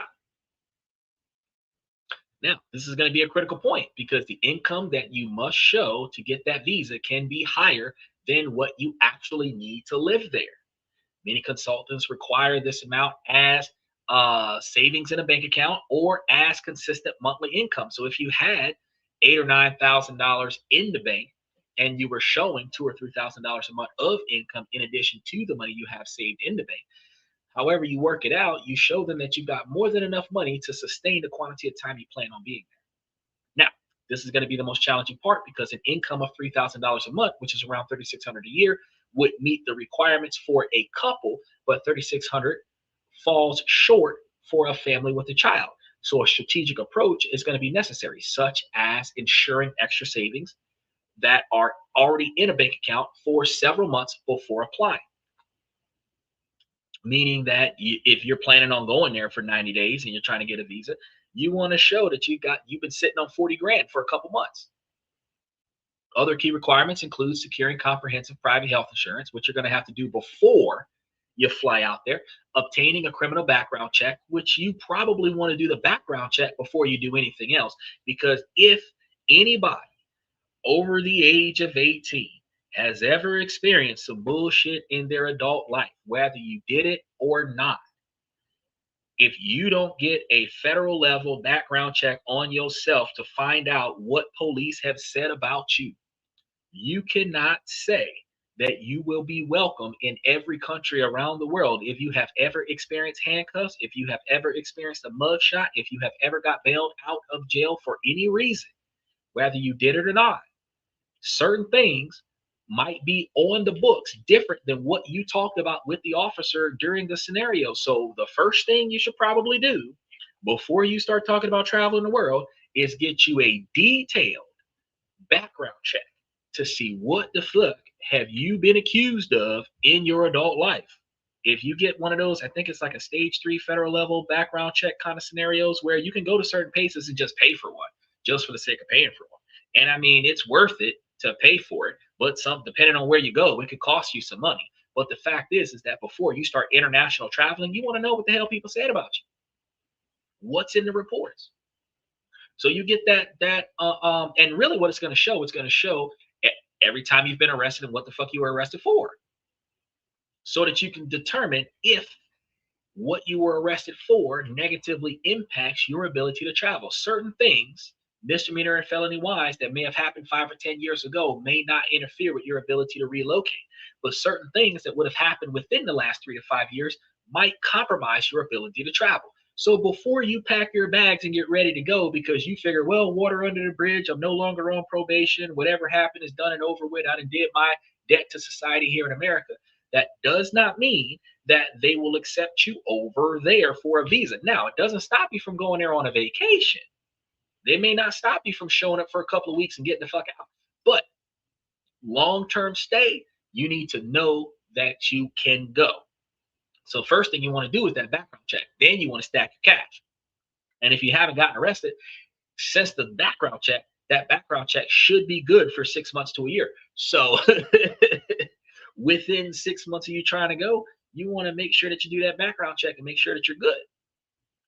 The application process, when you do it with another country, is going to be it's going to be handled in your own country first. But when you start providing it to the other country, they're going to be checking that the background check is recent, and it can take several months to complete. So you want to plan ahead of your travel date. Once you get approved to travel, you're going to receive your visa to enter Spain and apply for a 1-year residency card. And after 5 years of continuous legal residency, you can apply for permanent residency. It is going to be a very bureaucratic process, but it is achievable with careful planning. So you have to make sure that if this is what you want to do, that you have to take the necessary precautions ahead of time and then make the move. So, can one realistically live in Madrid on $3,000 a month? Yes, absolutely, but it is not a passive endeavor. It is an active choice made when selecting a neighborhood based on livability over prestige. Because once you start paying for prestige, you start doubling that $3,000 a month budget to a $6,000 or even an $8,000 a month budget. It is a choice made at the grocery store by opting for fresh seasonal produce. It's a choice to embrace public transportation instead of being chauffeured around, and to find joy in sunset picnics instead of an expensive night out on the town. This budget forces a more local lifestyle, shopping, eating, and spending free time in a simple place, as the similar residents and locals do. Now, the budget does not act as a restriction. It is a key to integration, though. It leads to a life that feels more authentic and connected and richer. Madrid is a city that rewards smart choices. It has a social fabric that values community and a world-class infrastructure that makes affordable living pleasant. It is a city that demonstrates that a high quality of life does not have to come with a crippling price tag. So, for anyone considering a similar move, this story can serve as a realistic and encouraging blueprint. It does demand planning and a shift in perspectives, but the life that awaits, which is a life filled with sunset culture and simple joys of walking to a panaderia for fresh bread, is worth every bit of the effort. So I have to turn this to you. Are you planning to move to Madrid? Michael was like, I'm not going to Spain. Too many drones. I'm going to the Philippines because for $800 a month per person, I can get 3 housekeepers to do all the stuff that I need done that I can't get done in America. Right?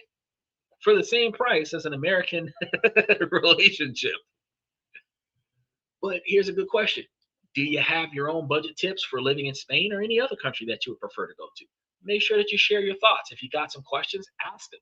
And experiences that you have are widely accepted. Put them in the comments. This community is one of the most valuable resources available. And if you found any of the information helpful, make sure that you give it a like and subscribe if you haven't done so, because we're going to be doing more deep dives for life as an expat in family-friendly places such as Spain and other such countries around the world. Now, we covered a lot of stuff today, more so than what I expected, but I'm actually pretty happy that we did. We got a lot of deep stuff coming up for the next few days, and I'm going to be getting a lot of things going into the membership over the next couple of weeks. So I want you guys to stay tuned to that. For those of you that's in the membership and those of you that are not, I told you so. So special shout out to Steven and special shout out to Michael for giving us a lot of detailed information tonight. I really appreciate the support and participation. With that being said, I want to start by saying, ladies, as long as the situation doesn't make sense, I'm going to have to ask you ladies on a regular basis to make it make sense. So ladies, please make it make sense. And fellas, I give you guys this information to make you guys high value men. So if you prioritize the things in your life that you can control and put forth the extra effort to change the things you don't like, then you will find yourselves with a better standard of living. And then you have the capabilities of navigating around the things that are outside of your control. And ladies, while this is a male-driven podcast from the male's perspective, you too can change and improve yourself to becoming a higher value woman, but you have to figure out where you want to be at in your 20 to 30 year plan. Even planning to go to Madrid, you have to budget for the unexpected. You can't just do the bare minimum. Know where you want to go, plan for the worst case scenario, develop a cost, reverse engineer that, proactively start putting yourself in a position to be successful. Okay? After that, you can keep your eyes and ears open along the way to find those individuals that has the right character, the right drive, the right personality, the right characteristics, the right motivation to mesh with your 20 or 30 year plan, where their 20 or 30 year plan goes right along with your 20 or 30 year plan. And then y'all can work together to reach each other's goals, because two people can make it to $1 million faster than one. But you have to know what you're fighting for. You have to know what you're striving for. Right? Now, real quick before I go, I also want a special shout out to Red Void and Danny Steffen from Twitch. And then I want to go ahead and say that's all I have for tonight. So I want to thank you guys for coming to this and that. I'm your host, Xander, where we talk about this, that, and everything in between. And I will see you guys tomorrow night.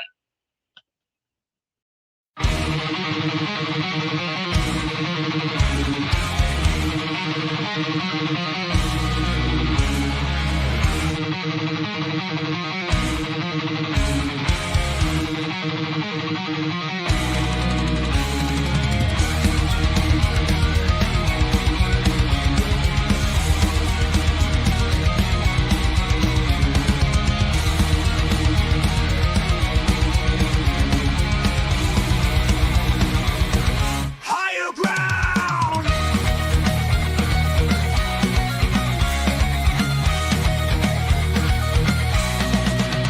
Used to chase validation, now I validate myself. Building inner strength, putting doubt upon the shelf. No more unnecessary drama, no more wasted time. Climbing higher, constantly making my own climb. Standing on higher ground, where excellence is found. My potential knows no bounds, raising the bar, breaking ground.